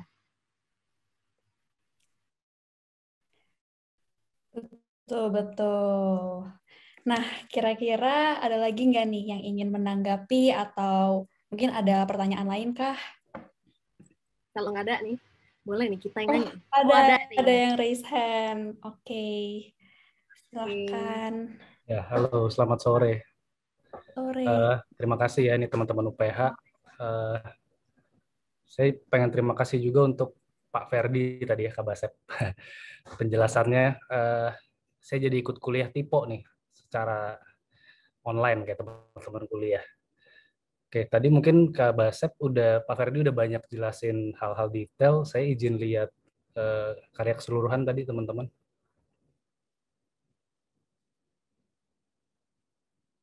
Ya. Maaf yang apa? Ya yang banyak. Iya, ya kalau kita lihat banyak karya ini gitu ya, baik dari UPH atau Trisakti, mungkin saya bisa lihat mungkin ada 4 pendekatan gitu ya. Ini menurut saya nanti bisa dikoreksi atau bisa diperdebatkan juga. Yang pertama tentang relasi antar huruf gitu, atau antar kalimat atau antar kata di sini ya, kalau kita bisa pecah. Nah, ini yang pertama kita ngelihat, saya bisa ngelihat ada benar-benar terpisah gitu, artinya separation gitu antar huruf. Jadi relasi antar huruf di setiap kalimat dia terpisah. Tuh, mungkin contoh yang paling kita bisa lihat di kiri atas, bermimpi merubah dunia gitu. Jadi treatment antar hurufnya variatif dibuat. Ada juga yang pendekatannya dibuat fusion gitu. Jadi antar huruf atau antar kalimat dia dicoba dibangun jadi kesatuan yang unite seperti itu. Kemudian ada juga yang fragmentation gitu ya, terlihat dipecah-pecah. Itu misalnya yang merah nih, satu pemuda dapat berubah dunia gitu ya. Nah, itu tadi karena kita dibangun ilusi jarak gitu ya, seakan-akan ada dimensi kedalaman di situ. Kemudian juga ada inversion. Nah, inversion ini peran si type itu dipinjam dia seakan-akan menjadi image gitu atau jadi pictorial gitu. Nah, ini saya sebenarnya sih bisa ngelihat keberagaman cara teman-teman UPH dan Trisakti mengolah huruf gitu ya. Ini sama-sama kita tahu ya, vocab kita di dunia visual ya mungkin 2 itu ya yang utama, type dan image gitu. Nah, ini salah satunya, dan tadi juga Pak Ferdi udah singgung gimana rangkaian kata yang membentuk kalimat ini dia bisa jadi secara tidak langsung ilustratif gitu menurut saya. Dia bisa menyampaikan suatu cerita yang secara naratif ya. Oke. Boleh lihat ya yang dari Trisakti.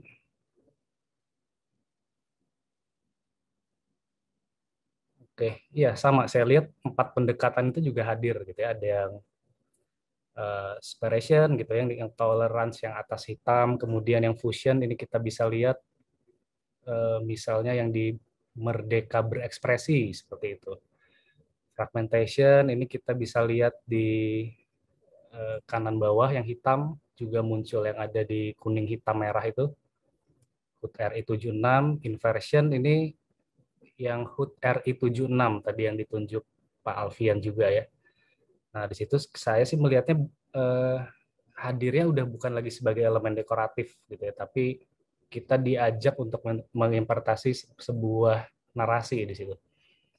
Ya sama tadi di karya teman-teman UPH seperti yang tentang bermimpi itu ya kalimatnya. Di situ kan bagaimana teks itu dihadirkan seolah-olah bercerita gitu. Nah, ini hal-hal yang saya apresiasi gitu.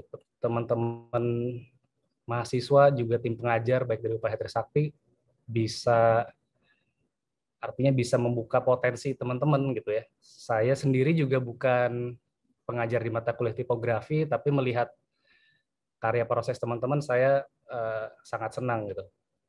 Kemudian mungkin yang terakhir ke Pak Brian mungkin ya.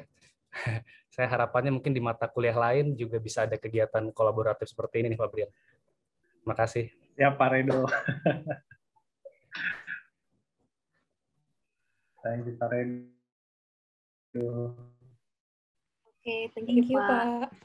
Oke deh. Ada pertanyaan lagi Kak? Kalau nggak ada, boleh nih El. Kamu yang nanya. Tadi udah ada pertanyaan. Kita yang nanya kali ya. Boleh. Boleh deh. Mau nanya ke Azarin. Boleh nggak ya? Halo Kak Azarin.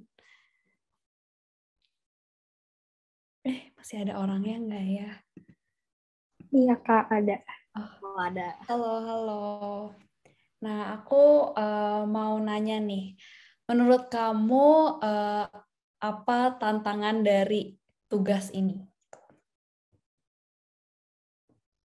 Tantangan dari tugas ini karena aku belum pernah bikin poster tipografi. Biasanya aku tuh bikin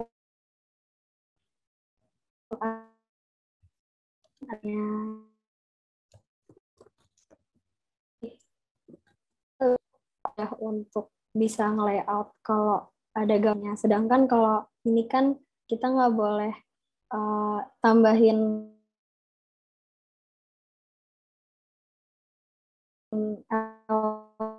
elemen pendukung tangannya, cara mengolah supaya tetap ada artinya dan yang berkesan di sini sih cara aku explore gitu, Kak. Soalnya awalnya juga desainnya tuh nggak kayak gitu kan. Awalnya jauh lebih berbeda gitu. Oke. Berarti ngelewatin proses juga ya dari yang berbeda gitu. Tapi enjoy nggak nih ngerjain poster tipografi? Hayo, ada dosen-dosen lo di sini. Enjoy kok. Oh, enjoy. Karena takut atau gimana ini? Kenapa? Ini karena takut atau gimana ini? Enggak. Oke deh. Satu lagi sih sama Azarin nih. Boleh kan sekalian ya. Bilang kalau aku dapat tugas nih, nah terus ada permainan warna kayak gini. Kan kalau aku takut gitu ya. Kalau kamu nggak terpikir gitu kalau, aduh takut nih kalau ambil warna-warna yang banyak banget nih gini atau gimana gitu? Aku juga awalnya warnanya sebenarnya nggak sebanyak ini sih. Awalnya merah, putih, hitam juga gitu. Cuman yang penting banyak eksplor juga sih untuk warnanya dan berani untuk coba-coba gitu. Ya benar, harus berani sih kalau mau ngambil warna-warna yang kayak gini ya. Benar. Oke deh. Ada pertanyaan lagi nggak, El? Cukup. Ntar berasa di ini lagi. Ya, cukup sih. Ya, dari aku juga udah cukup untuk Azarin. Oke, thank you. Ada pertanyaan atau masukan lain kah? Atau kritik juga nggak apa-apa. Dengan nih El, kira-kira El. Udah nggak ada ya? Oh, ada yang... Apa El? Oh nggak, maaf, salah lihat. Kirain ada yang raise hand. Oke. Udah nggak ada nih ya. Kalau nggak ada, boleh lanjut acara selanjutnya kali ya? Boleh, oke. Jadi sayang sekali kita harus mengakhiri sesi Q&A ini ya. Tapi nggak apa-apa teman-teman. Akhir dari sesuatu merupakan awalan yang baru, benar nggak? Ada apa nih? Karena pada hari ini kita akan secara resmi membuka pameran tipografi kolaborasi Universitas Pelita Harapan dan Universitas Trisakti. Teman-teman boleh scan barcode-nya atau bisa mengakses pamerannya melalui link yang telah dikirimkan oleh kakak-kakak panitia di chat. Ya, betul. Jadi nggak perlu pegel-pegel lagi ya nyari exhibition-nya ya. Tinggal klik atau scan aja nih, langsung nyampe udah di pamerannya nih ya. Nggak usah datang-datang lagi ke pameran. Iya. Kalian juga bisa nih cek-cek karya-karya yang tadi ada yang udah kita bahas nih di Instagram Tipolog di tipolog.dg. Dan jangan lupa follow ya guys. Oke, iya jangan lupa follow. Jadi online exhibition Tipolog Hyphen resmi dibuka ya. Boleh kakak panitia ada suara gong mungkin? Suara gong mana suara gong? Oke. Berarti mau dibuka dulu art step-nya atau gimana nih? Biar ada cuplikan-cuplikan sedikit ya tentang art step-nya. Mungkin penasaran gitu ya. Nah, panitia boleh dibuka art step-nya?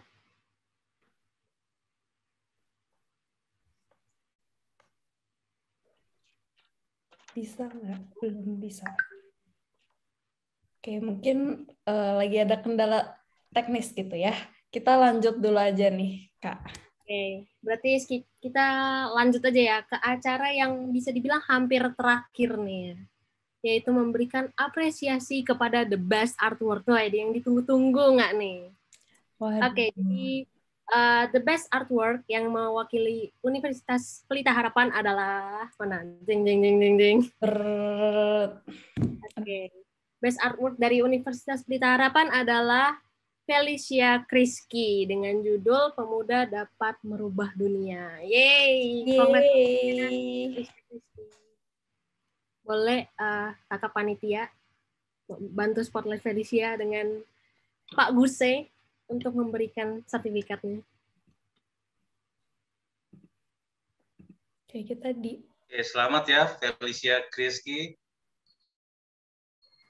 Ini best artwork ya. Makasih semuanya. Makasih Pak. Boleh didokumentasi dulu ya. Momen langka nih ya. Ya, momen langka ini. Oke. 1, 2, 3. Sekali lagi, 1, 2, 3. Oke. Mantap. Koi. Oke. Congratulations ya, Felicia Kriski. Oke, selanjutnya the best artwork yang mewakili Universitas Trisakti adalah Agak kurang modal. Kak Esther Leonardi dengan judul Mencapai Indonesia Merdeka. Widih. Kami persilahkan Pak Brian untuk memberikan sertifikat penghargaan kepada Kak Esther Leonardi. Selamat ya, Esther, karyanya terbaik untuk acara kali ini. Iya, makasih Pak, makasih semua. Oke, kita dokumentasi dulu kali ya. 1, 2, 3. Sekali lagi, 1, 2, 3. Thank you. Hey, thank you. Oke, terima kasih dan selamat kepada Kak Felicia Kriski dan Kak Esther Leonardi. Nah, selanjutnya kami akan memberikan sertifikat penghargaan juga nih kepada narasumber kami, yaitu Pak Brian dan Pak Guse. Yang pertama Pak Brian dulu ya. Boleh Kak Dela di spotlight lagi Pak Brian? Ya, dokumentasi dulu. Selamat ya Pak Brian. Selamat Pak Brian. Terima kasih Pak Guse. Oke. Foto dulu ya Pak. 1, 2, 3. 1, 2, 3. Thank you Pak Brian. Thank you Pak Brian. Selanjutnya kami mengundang kembali Pak Guse untuk penyerahan tanda apresiasi. Selamat Pak Guse. Oke, udah Oke, kita foto dulu ya Pak. 1, 2, 3. 1, 2, 3. Thank you Pak Guse. Yeay, terima kasih Pak Guse dan Pak Brian udah bersedia menjadi narasumber kita di acara kali ini. Semoga di acara-acara selanjutnya tetap mau jadi narasumber kita ya Pak. Iya, jangan kapok-kapok ya Pak. Sekali lagi, selamat bagi teman-teman yang mendapatkan best artwork. Untuk teman-teman yang belum terpilih nih, jangan berkecil hati karena masih banyak kesempatan lainnya. Oh iya nih, buat kalian nih yang belum berkesempatan menang untuk acara ini, kita juga ada acara tipolog lainnya yaitu Tipolog 2021 Expanded. Nah, dalam acara ini terdapat serangkaian acara kegiatan seperti workshop, lomba desain poster, dan juga call for poster. Jadi, jangan lupa ikutan ya teman-teman, dijamin seru banget. Wah, udah pasti seru banget sih ya Kak. Jadi, kami juga mau mengajak teman-teman yang ada di sini untuk ikut serta nih, khususnya di lomba desain poster tipografi dan workshopnya gitu ya. Jadi, ditunggu ya teman-teman partisipasinya. Oke deh. Selanjutnya kita akan masuk ke sesi dokumentasi ya. Kepada Kak Dela dipersilakan untuk mendokumentasikan acara ini. Boleh di on cam dulu ya semuanya, biar masuk nih ke dalam fotonya nih.